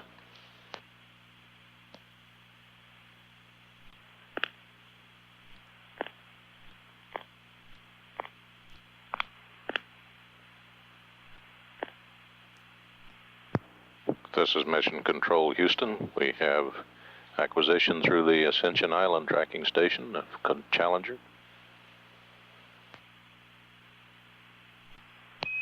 Challenger Houston with you through Ascension for 2.5 minutes. Okay, loud and clear. And for ECOM, we switched over to System 2. And for our move, we've got an APU fuel temp on test line number 2 that's reading 41 degrees. And we switched from heater Bravo to heater Alpha. Roger, we copy that. At your convenience, we'd like a GNC Spec 1, please. You've got that on CRT2. Okay, and it appears that test line is coming up a little bit now. Roger. And Houston Challenger, again for ECOM, we're reading water tank, the supply tank Bravo just gave us alarm at reading 10%. I'm assuming that was from normal flash of that usage. That's correct, Griff. Challenger, the Timbu's coming. Okay, and what is in that? I'm sorry, we're going to Timbu that tank B alarm. Oh, okay.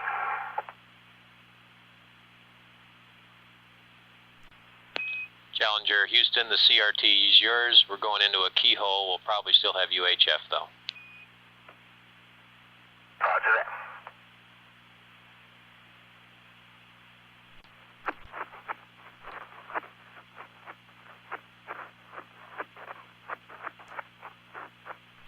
And Challenger, we're out of the keyhole for about a minute here. We'll see you at Botswana at 5+19. 5+19.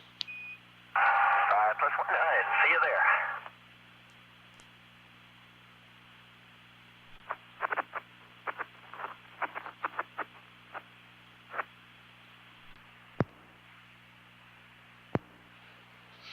Mission Control Houston, loss of signal at Ascension. Botswana, upcoming in about 3 minutes 50 seconds. Challenger Houston with you, Botswana for 7 minutes. Okay, you're loud and clear, sir. You too, John.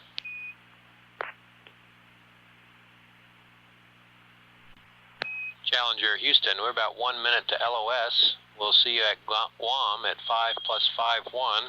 And if you got any back there, I've got a switch on panel A1R on the payload recorder. Okay, go ahead. Raj, we'd like you to take the payload recorder function switch and put it in mode select. Okay, coming up. You got it. Thank you. That was just a pre-flight configuration, Delta. Okay.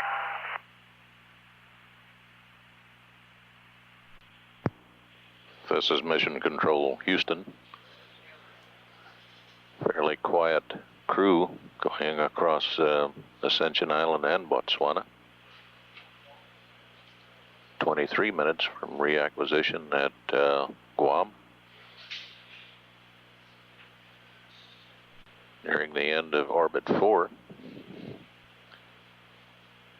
at 5 hours 27 minutes into Challenger's second flight. Mission Control Houston.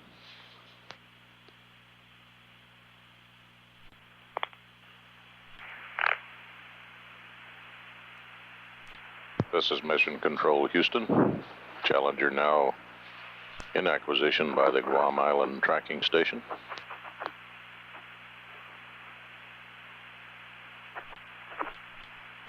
Challenger Houston with you at Guam for 7 minutes with a note. Hi there, Guy. Go ahead. Raj, I don't know if you noticed it, but back when we were closing the sun shields and when the SCAs halted, it inserted the index pins, both pins on the Anik and one of the pins on the Palapa. Okay.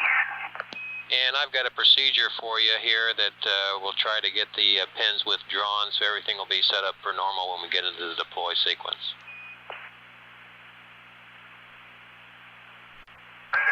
Okay, go ahead, Guy. Okay, step 1 is to perform the SCA power-up. Step 2 will be to enable SCA number 2 for the ANIC. And if you do the rest of these during the thermal test, you'll already be in that position. Step 3, we'd like you to go to page 4-3 in the deploy checklist and perform the payload stow sequence through the check sequence idle. That's the first top half of the page. Okay. Okay, and during that sequence, most of the stow sequence will be in position, but the thing we're looking for is that the index pins are withdrawn. They're on spec 206. If there's no joy on that, we'd like you to repeat the stow sequence and try it again. Okay, we understand that. Okay, and following that, of course, you need to power down the SCA, and we'd like for you to do that over a site so we can watch it. Okay, and would you like us to do it over the next pass, Guy? Roger, that's affirm. At your convenience, we got about 5 minutes left here at Guam, and then we got Hawaii coming up in about 10 minutes. Okay, we'll try and get it done for you in Hawaii. Thank you, Sally.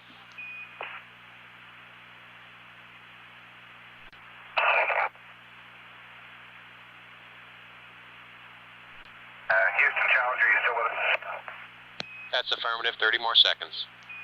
Hey, we're going to go ahead and do the pre-deploy thermal check on Palapa, and then we'll be ready to talk to you about ANIC and Palapa as we come into contact at Hawaii. Roger, that sounds good. We'll see you at Hawaii at 6+05. Thanks for that.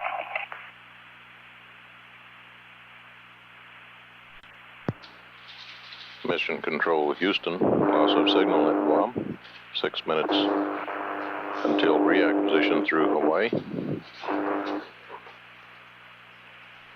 The Challenger crew had passed up to them some changes in the pre-deploy checklist, which are aimed toward verifying that the index pins withdraw properly in the satellite sun shields. And as they come up on Hawaii here, the crew will be doing the thermal checks on the airborne support equipment for the 2 satellites in the payload bay.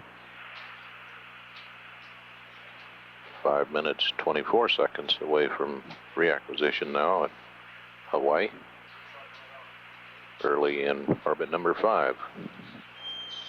This is Mission Control Houston.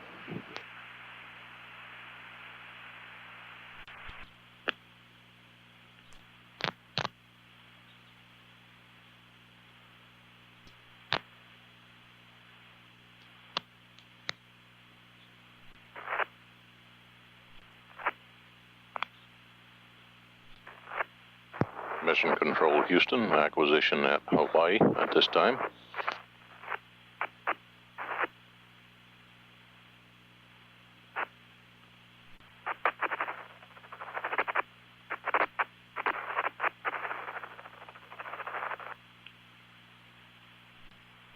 Challenger, Houston with you at Hawaii for 7.5 minutes.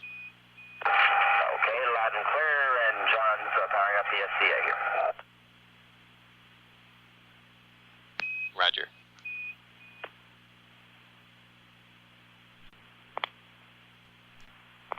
Okay, Houston Challenger, we've got the SCA enabled, SCA2 for ANIC, and we're getting ready to initiate the stow sequence on page 4-3 of the checklist.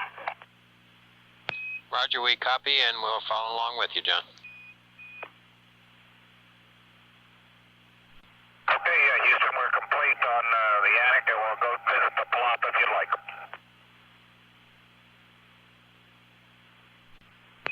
Roger, that sounds good, John. Okay, we're powering down the SCA. Roger.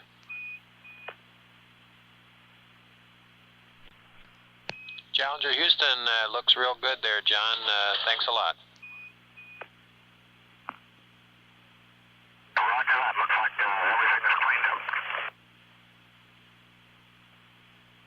Roger that. Good show.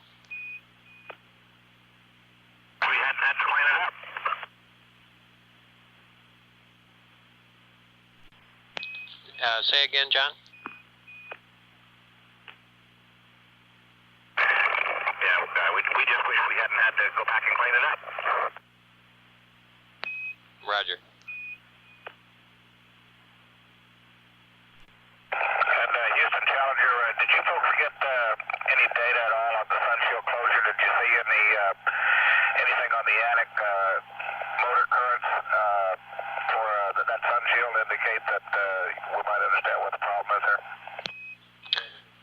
Roger, the currents look good to us, John. Might have seen a little glitch there. We wanted to confirm with you that it stalled about 30 degrees before it was closed.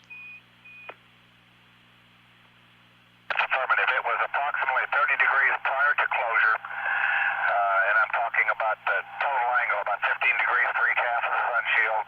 When motion temporarily stopped, I would say maybe 3 seconds, and then it resumed and completed the closure. Roger, and we're about to lose you. See you at Buckhorn in 3 minutes. Roger that.